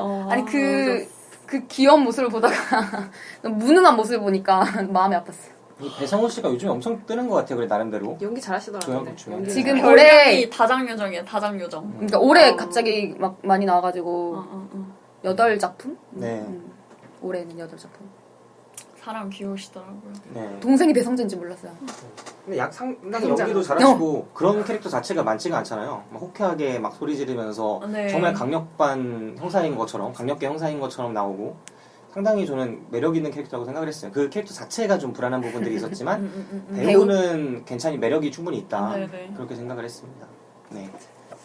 자 그러면은 더 할 얘기 없어요 진짜? 배우 얘기 안 해요? 배우 얘기? 아 배우 얘기 조정석 씨 그 다음에 뭐 이하나. 이하나 씨구나. 뭐야? 그 진짜 임신했어요? 뭐야? 아니죠, 네? 당연히 가짜예요? 넣은 거지. 가짜예요. 나는 그 생각이 들더라고. 이하나지 몰랐어요? 이하나 씨가 한동안 난 영화 같은 데서 이하나 씨 나온 영화를 별로 본 적이 없긴 한데 한동안 안 나와서 이거 임신을 해서 안 나오다가 한번 출연을 한 건가? 아니에요. 아니야. 그거 정말 전적으로 연출한 거고 그 이하나 씨가 나중에 그 얘기 했었어요. 한 번도 임신을 안 해봤는데 임신한 것처럼 연기를 하니까 정말 어렵긴 하더라 이런 얘기를 하셨어요. 그리고 나중에는 약간 정말로 항상 이러고 다니니까 네 힘들었다고. 그래서 나중에는 그런 뭐 이렇게 넣는 게 뭐 추가 뭐 2개인가 있대요. 몰래 하나 빼고 다니고 이랬다고. 아, 진짜? 네 그런 얘기 했어서 재밌었어요. 그래서 좀 의문이었던 게 시간이 얼마나 흘렀는지가 좀 난 궁금하더라고요. 그 시간이 가장 크게 영화에서 문제점이었던 거 부분인 것 같아요. 왜냐하면 그 허무역이 그 차를 타고 달려가는 시간하고 그 이하나 씨가 잡혀가서 그런 시간하고 딱 이렇게 맞물리는 거잖아요. 네. 근데 허무역의 시간은 그 자동차의 시간에서 밤이었고 그 이하나 씨가 잡혀있는 시간은 낮이었어서 그 시간의 교차가 좀 어긋났다. 네, 이건 확실하죠. 그 좀 더 큰 시간도 이하나가 처음에 6개월이라 그러니까 나왔었는데 6개월인데. 네네. 나중에 거의 만삭으로 배가 나왔더라고요. 그래서 네네네. 이게 되게 시간이 많이 흘렀나? 아니면 몇 달인가? 한 달인가? 일주일 사이인가? 뭐 그게 좀 헷갈리더라고요. 근데 6개월 동안 실제로 보도된 거는 그거 처음에 편지랑 그다음 자기가 받은 편지랑 그다음 추적 영상 네. 그거밖에 없잖아요. 이게 말이 안 되는 게 이거는 이건 잡아도 정말- 한 달밖에 안 돼요. 그러니까. 아무리 진짜. 길게 봐도 이거 한 달 내에 일어나는 네. 한 달도 아니야. 김일곤 사건 정도. 그러니까 이미 처음부터 만삭으로 나왔어야 됐어. 네, 그렇게 나왔어요. 그때 애가 너무 멀쩡하길래 나왔는데 되게 엄청 6개월, 7개월에 나왔으면 그니까. 되게 애가 교수가로 나왔을 줄 이렇게 알았지. 되게 건강하더라고요. 뭐 그래서 이렇게 나왔어야 했는데. 신기했지. 막 그리고 나는 캐릭터들도 약간 되게 특이했던 것 같아요. 이하나 씨랑 그 김 작가 캐릭터 자체가 맞아. 아 이거는 너무 진짜 불필요한 맞아, 설정이었다고 맞아. 생각해요. 네, 저는. 너무 저는 사소한 나중에 캐릭터들이다. 좀 뭐랄까 그 처음에 범인 실루엣이 좀 뭔가 후줄근했었잖아요. 네. 머리가 좀 곱슬랑곱슬랑해서 아. 그래서 약간 그 김 작가가 뭔가 범인으로 나오나 이런 식으로 엮나? 라는 생각을 했었는데 그렇게 엮지 않고 정말 딴 쪽으로 튄 것 같아서 그러면 좀 진짜 아쉬워요. 아침 드라마로 가야죠. 진짜. 네. 아 진짜 생각해보니까 캐릭터가 진짜 과도했어요. 설정이 너무 많아가지고. 그 지프차 몰고 다니는 그런 표현 좋지 않아. 지프차 몰고 다니는 약간 진짜 좀 그런 캐릭터잖아요. 그 굳이 또 걔가 뭐 맞아. 표자를 그거 해서 맞아. 이상하게 너무 이상하니까 그게 너무 갑자기 이제 남편이랑 엮어야 되니까 또. 그니까요. 남편이랑 엮어야지 걔가 또 찾아가니까. 그러니까 그쵸. 이 영화에서 아까 계속 말씀드리지만 꼭 글로 가야 되기 때문에 그거 다른 다 인물들을 만들어. 다 그렇게 만들어줘요. 꼭 꼭 그게 돼야 되기 때문에 그걸 이루기 위해서. 제가 아무리 노덕 감독님을 변호하고 싶어도 그 이하나 씨랑 그 김작가 캐릭터는 정말 낭비였어요. 네. 진짜. 감독님께서 혹시 그 양첸 살인기를 실제로 읽고 이거를 떠올리신 게 아닌가. 궁금하네요. 아까도 말씀드렸지만 진짜 이 영화에 나오는 직업군이 다 엉망인 게 그 큐레이터랑 작가도 얼마나 무시당했어요. 지금. 맞아. 그죠? 진짜 모든 직군을 그죠. 모든 직군을 싹 다 잡아갖고 다 무시한 거예요. 이거는. 너무 그러면 영화를 이 정도면 잘 만든 건데 그래, 너무 그러면 재밌었는데. 보기 싫어지나? 근데 재미는 있었는데. 왜냐면 나중에 추천할 거거든. 재밌습니다. 나도 재밌어요. 재미는 있는데. 나중에 추천하면서 좋은 얘기 할 거예요.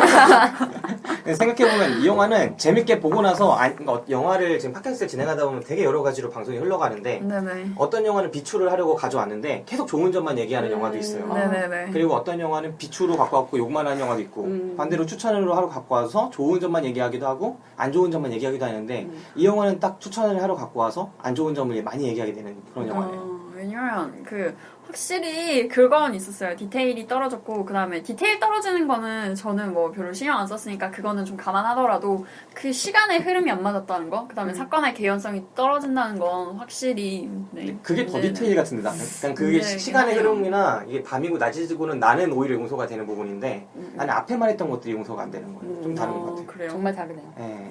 정말 다르네요. 각자 이게 영화 보는 취향에 다른 게 있겠죠. 네.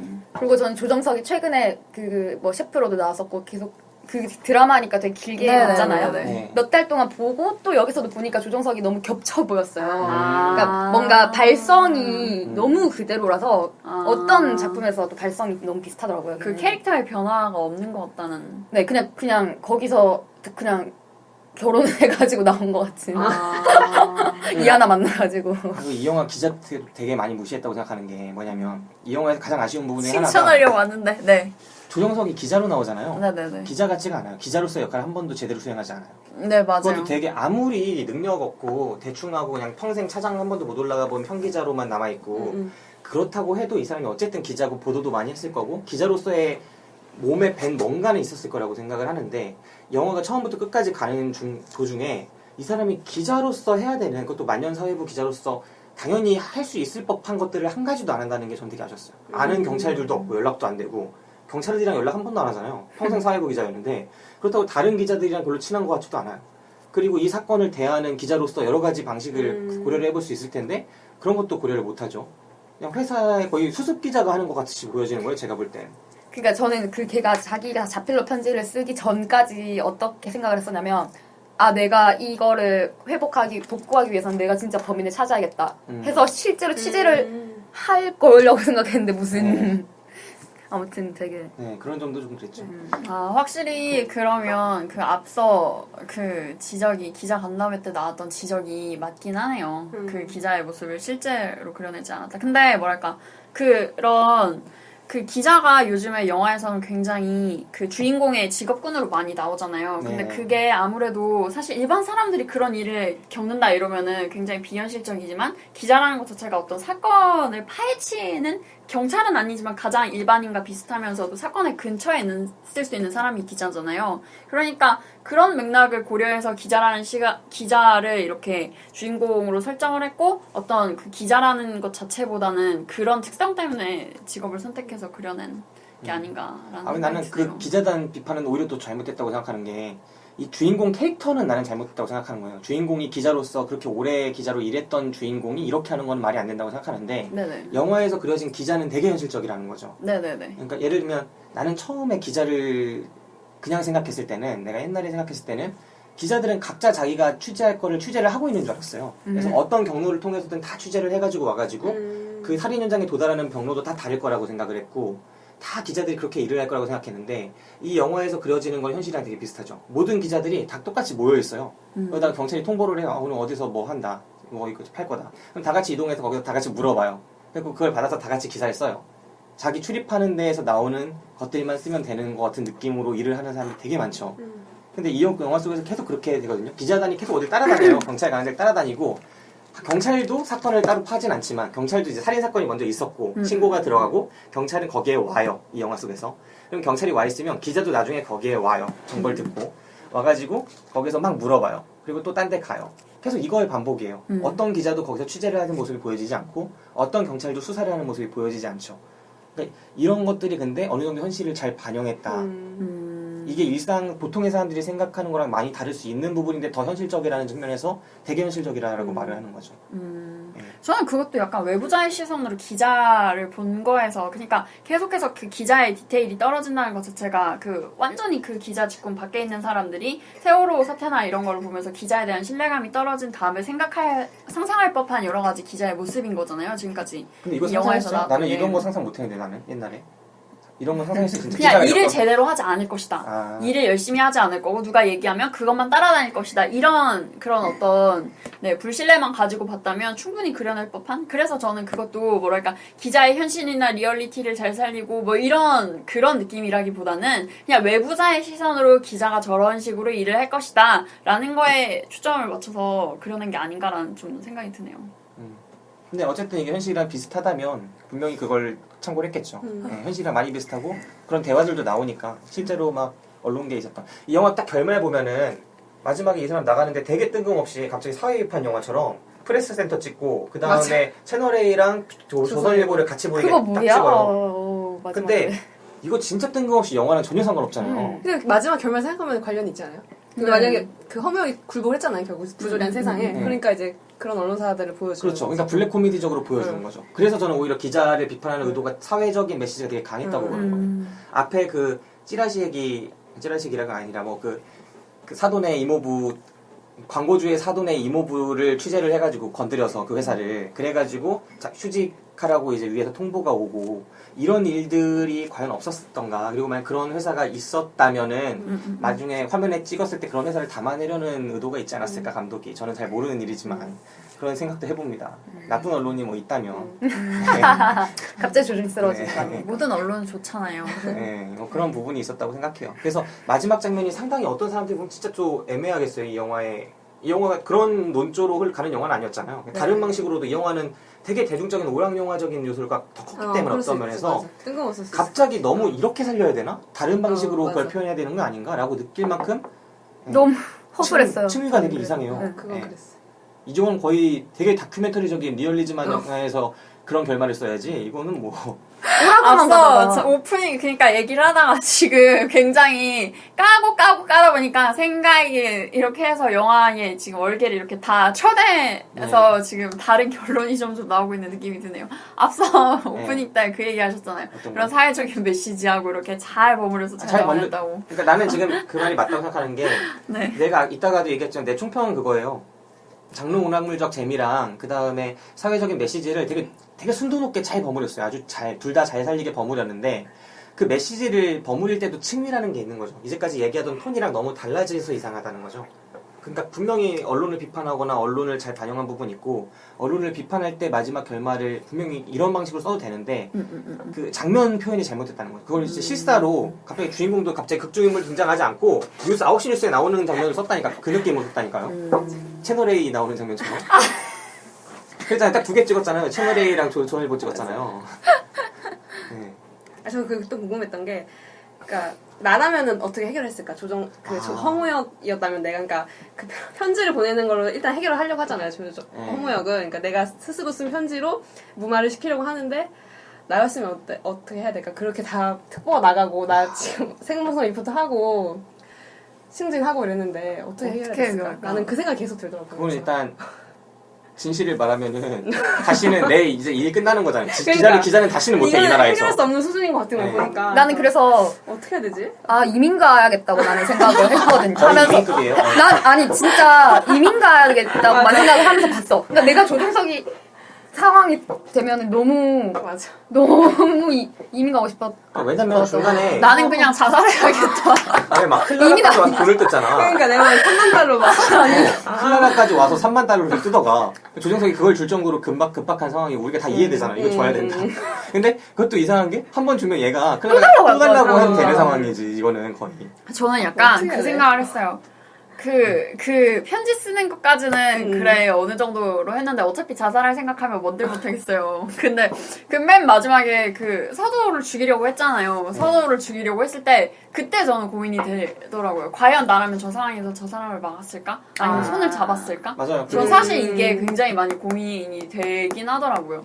근데 네 그랬어요. 그러니까 생명이 되게 그러니까 눈앞에서 사람 죽는 건 못 보는데 그렇게 그치. 큰 사건 인간이니까. 조작하는 거는 할 수 있다는 거 아니에요. 네네네. 그리고 그 사건 조작하는 게 내가 볼 땐 진짜 쉬운 결정이 아니거든요. 그 조작을 왜냐면 기자를 했던 사회부에서 그렇게 그 사람이 엄청 능력이 없다는 게 이해가 가는 게 사회부에서 그렇게 오래 일했으면서 필체 같은 생각을 한 번도 안 해봤나 봐. 타이핑할 생각도 안 하고 비슷한 용지를 보여서 자기가 글씨를 써. 근데 그러면은 왼손으로 쓰던가 해야 될 거 아니야. 맞아. 엉망으로라도 그 오른손 자기 필체가 다 드러나게. 이거 어쩔 거야. 이건 진짜 말도 안 되는 일이고. 그거는 진짜 말도 안 근데 돼. 영화 생각하면은- 보면서도 말도 안 된다고 생각했어요. 그러니까 그게 분명히 악수인 건 아는데 달리 방법이 없을 것 같아. 뭐 그래, 어떻게 해야 될까? 이어가려면? 어떻게 해야 될까? 그걸 내가 나라면 어떻게 했을까? 아니 실제 걔를 보고 나서 뛰쳐나와서 저 왼손으로 쓰는 방식으로 왼손으로 썼을 것 하는데. 같습니다. 네. 맞아. 아니 범인이랑 만나고 뛰쳐나와서 경찰에 전화했잖아요. 네. 아니 왜 그때 말을 안 하는 거야? 맞아. 난 그냥 이거 자체가 그냥 말이 안 되는. 네. 말을 했으면 내가 좀 잡히지 않았을까요? 기자로서의 생명 끝이잖아요. 아니 그러니까 자기 아니 그냥 그 장면 말고 나중에 두 번째로 이제 사람 죽이고 범인을 네네. 죽이고 나서 네네. 나와서 경찰한테 가는 게 맞다고 생각했어요. 아. 왜냐면 이제 범인도 죽었고 내 맘대로 다 할 수 있는 상황이잖아요. 내가 거기에 취재하러 갔는데 좀 영악하게 네. 생각하자면은. 그리고 왜냐면 그 범인이 자꾸 여기서는 어떻게 풀어가냐면 목격자가 자꾸 범인을 얘라고 기자인 것처럼 몰고 가려고 하잖아요. 기자가 아직 안 나타난 상태에서. 근데 기자가 나타나면 바로 뒤집을 수 맞아, 있거든요. 맞아. 이거는 지금 상대가 안 되는 상황이에요. 기자는 자기가 지금 증거를 다 물고 있는 상황이고 자기가 저거 이 얘기를 했으면 더 재밌었을 것 같아요, 영화가. 왜요? 그렇게 몰아가려고 했는데, 그러니까 그렇게 몰아가려고 하는 상황에서 이거를 뒤집는 장면에 좀 힘을, 그러니까 그 막 서브플롯으로 막 하지 말고 그쪽으로 힘을 빡 줬으면 오히려 메시지가 잘 살지 않았을까. 그러니까 서도는 완전히 싶네요. 아무런 설득력도 없는 인물이고 이 사람은 기자고 지금 이제까지 핵심적인 취재를 다 했던 사람이에요. 그냥 가면 한 번에 뒤집을 수 있어요. 근데도 가가지고 그거를 그렇게 하고 있다는 게 맞아. 상황이 땡큐잖아. 이 사람 입장에선 범인 좋고 서두는 그때 보면으로 얼굴 가리고 있었고 자기가 왔었으니까. 아마 딸 때문에 딸 이야기가 크지 않았을까? 그 전기적 충격 때문에 그냥. 그러니까 자꾸 무슨 일만 생기면 가족이 등장해서 맞아. 애매하게 그런 가는 거 거죠. 같아요. 그런 거 아셨어요. 자, 그러면 오늘 이야기 대충 여기까지 거의 한 것 같고 이제 추천 비추천 시간으로 가죠. 28개월 동안 무려 7명의 목숨을 앗아간 연쇄살인 사건. 이번 사건 용의자의 자필 메모가 입수됐습니다. 이 메모가 범인을 검거하는 데 있어 결정적인 역할을 해줄 것으로 기대됩니다. 이상 CNBS 허무현. 야 허무야 지금 포털이고 신문이고 연락 난리가 났어 지금 완전 대박 특종이야.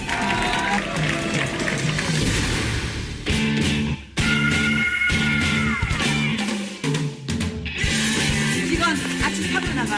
아무 생각하지 말고 우선만 준비해. 알았어? 지금 바로 준비할 수 있어? 너 3시 속보로 들어가고? 뭐야? 이게 진짜 30분 안에 내 번호 뭐야? 아니 준비해? 안 돼. 범인의 일기에 한 소설이 인용되었다고 하죠.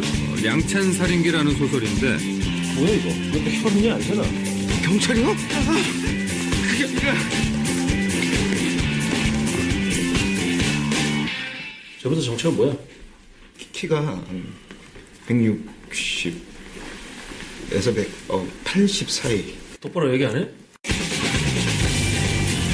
나한테 고맙다고 해야죠. 이젠 거짓말하는 거 아니다는 나올 게 없는데. 저 뉴스 나가면 큰일 난다니까요. 지금 생사는 당구라고요. 서 기자님이 얘기한 그대로네요. 뉴스란 게 그런 거잖아. 그들이 진짜라고 믿으면 그게 진실인 거야.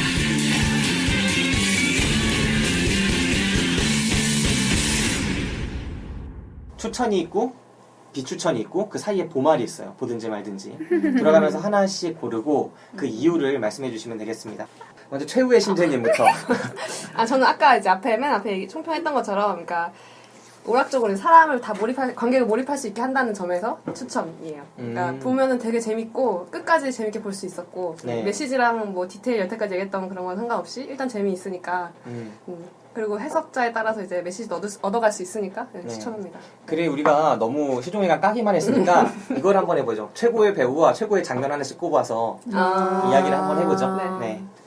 최고의 배우는 역시 조정석. 네. 거의 원맨쇼 수준으로 잘하지 않았나? 네. 그런 거였고 그다음 뭐였죠? 뭐가 좋았어요, 조정석 씨는? 그러니까 그 어리둥절한 연기 가장 잘하는 것 같아요. 어리둥절한 연기. 혼란스러운 상태, 나만 진실을 알고 있는데 사람이 네. 막 다 박수치고 축하하는데 그 어리둥절한 표정, 거기가 모든 걸 조정석 진짜 연기 잘한다는 걸 알려주는 것 같고. 네. 그 다음에 최고의 장면. 최고의 장면. 저 서버 터져서 박수치는 장면. 그 장면도 있었구나, 진짜. 그거 정말 인상적이었어요. 네. 서버 터져갖고 다들 박수 치는 장면. 박수치. 네. 그 다음에 이재 기자님은? 저는 역시 조정석 추천기 추천부터 하고요. 저는 우선 추천이에요. 이 영화는 정말 추천이고 롯데시네마에서 그동안 제대로 뭔가 터트리지 않았었잖아요. 근데 네. 이 영화는 이 흥행세나 입소문 사실 재미는 재밌었잖아요. 신나게 까긴 했지만 정말 재밌었다는 점에서 최소 400 이상? 정말 최소 400 이상이고 500 정도는 넘겨도 될 500만? 영화라고 500만 넘겨도 될 영화라고 저는 생각을 하고 있고요. 그다음에 조정석 씨가 최고의 배우였고 그 앞서 말씀하셨을 때 그 얘기를 하셨잖아요. 어떤 그 찌질 연기 그런 호흡이나 너무 이런 게 반복이 된다. 근데 이거는 조정석 씨가 나중 되면 또 극복을 할 수 있는 부분이라고 생각을 하는 게 뭐냐면 약간 연기하는 스타일이 모르겠어요. 이분은 인터뷰에서 너무 그렇게 해서 그런지 모르겠지만 연극계에서도 굉장히 잔뼈가 굵은 인물이었잖아요. 근데 그 연극을 하면서도 한 가지 연기만 한 게 아니라 굉장히 다양한 역할을 맡았었고 그 다음에 자기가 그 배역이 되려고 연기를 하는 타입이라고 하시더라고요. 그래서 약간 다른 역할이 들어온다면 다른 그런 걸 극복할 수 있지 않을까라고 생각을 하고 그다음에 그 이성균 씨가 얼마 끝까지 간다라고 흥남 변호사를 하셨잖아요. 그다음에 액션 스릴러를 하면서도 뭔가 굉장히 옆집 훈남 같은 그런 찌질한 이미지로 많이 사랑을 받고 있었는데 약간 그런 이성균 씨의 연기의 괴를 약간 이분이 이어받을 수 있지 않을까라는 생각이 저는 좀 많이 들었던 게 굉장히 몸 쓰는 연기가 많은데 되게 잘했잖아요. 네. 그리고 굉장히 몸을 날렵하게 잘 움직인다는 인상을 많이 받았어요. 그런데 약간 굉장히 친근감 있고 일상감 있게 연기를 잘한다는 점에서 그렇게 괴를 이어받을 수 있지 않았나라는 생각이 들고 저는 맨 마지막에서 가장 인상 깊었던 건 역시 결말.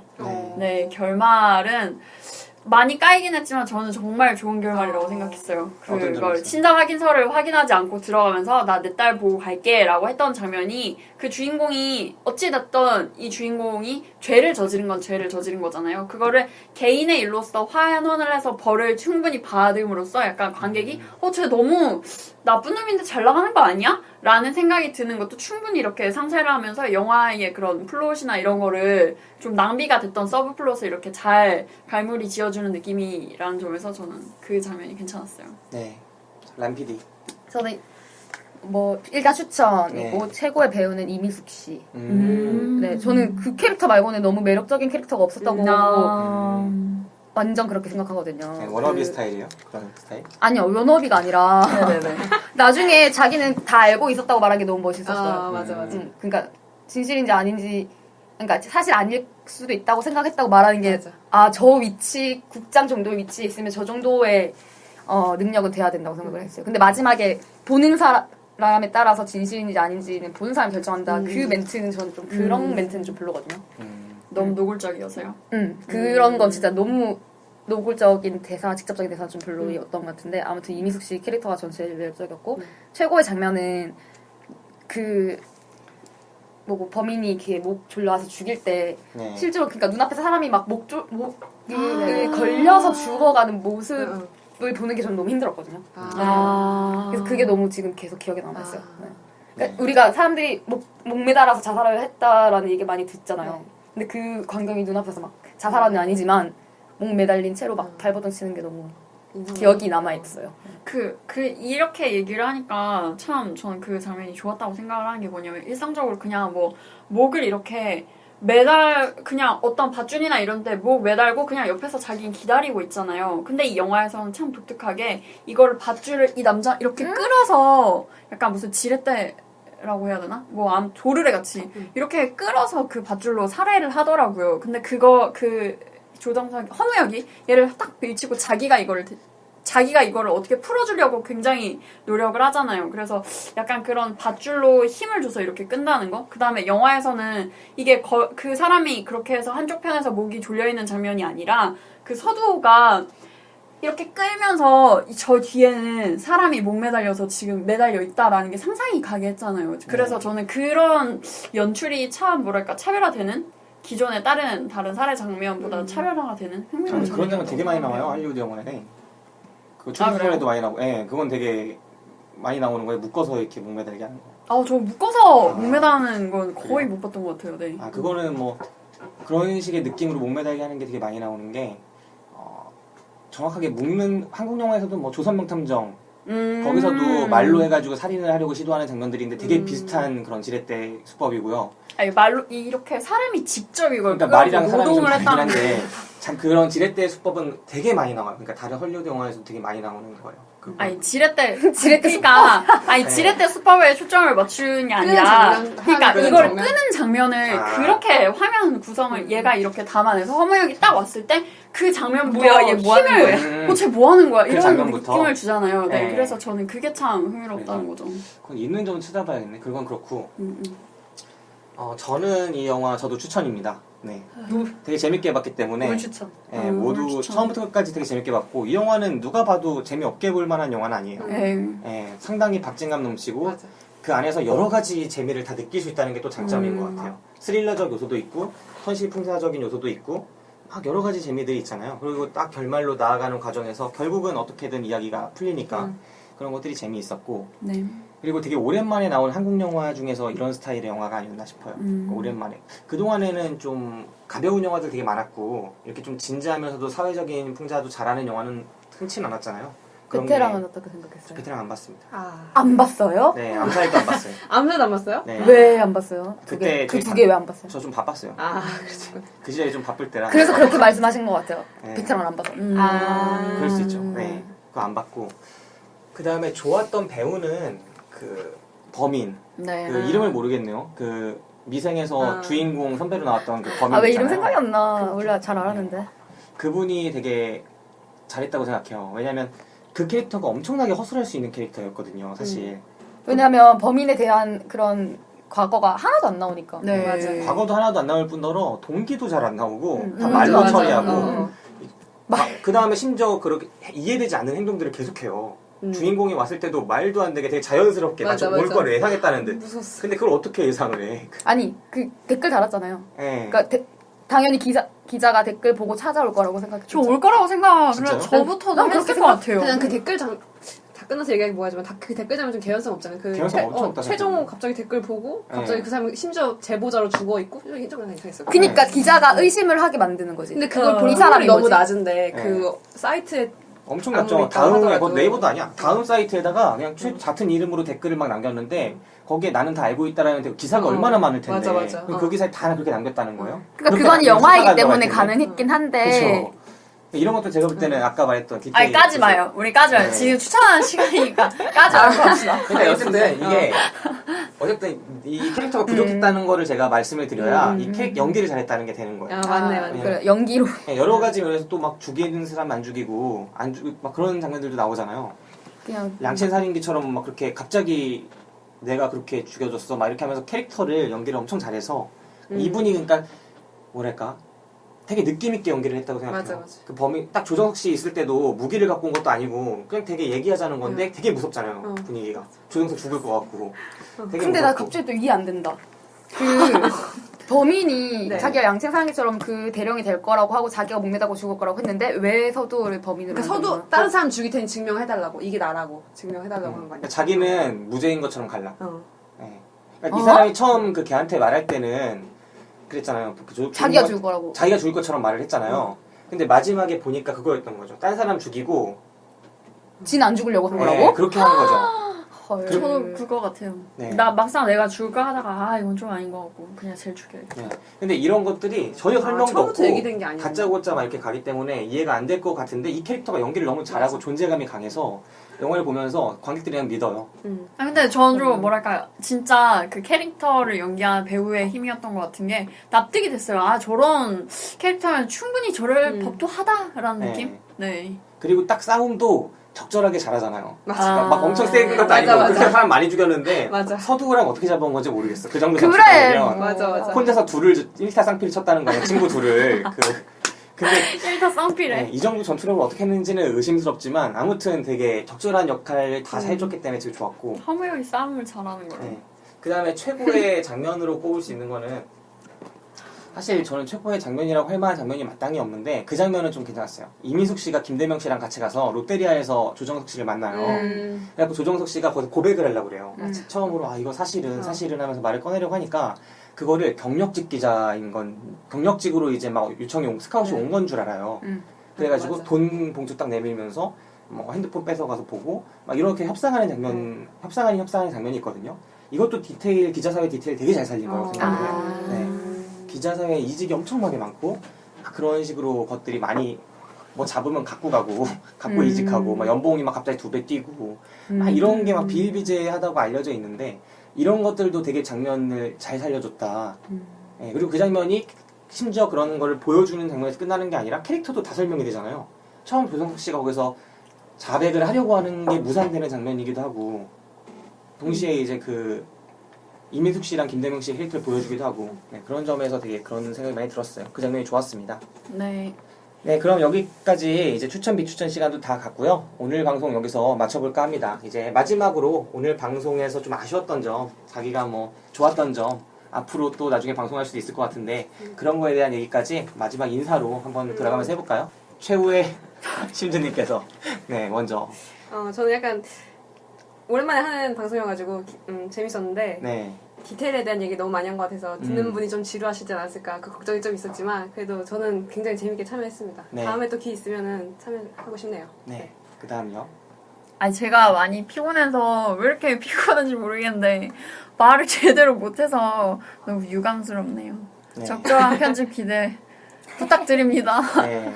그다음 남편이는요. 네, 저도 편집으로 안 드러날 수도 있지만 제가 어제 과음을 해서 흐름을 제가 많이 끊어서 네, 좀 죄송했습니다. 그리고 김 기자님 배고파요. 네, 오늘 다 이동해서 우리 밥을 먹으러 갑시다. 네, 오늘 방송 여기서 마치겠습니다. 지금까지 우와, 들어주신 다음에 또 여러분들 만나요. 1년 뒤에. 감사합니다. 안녕. 안녕.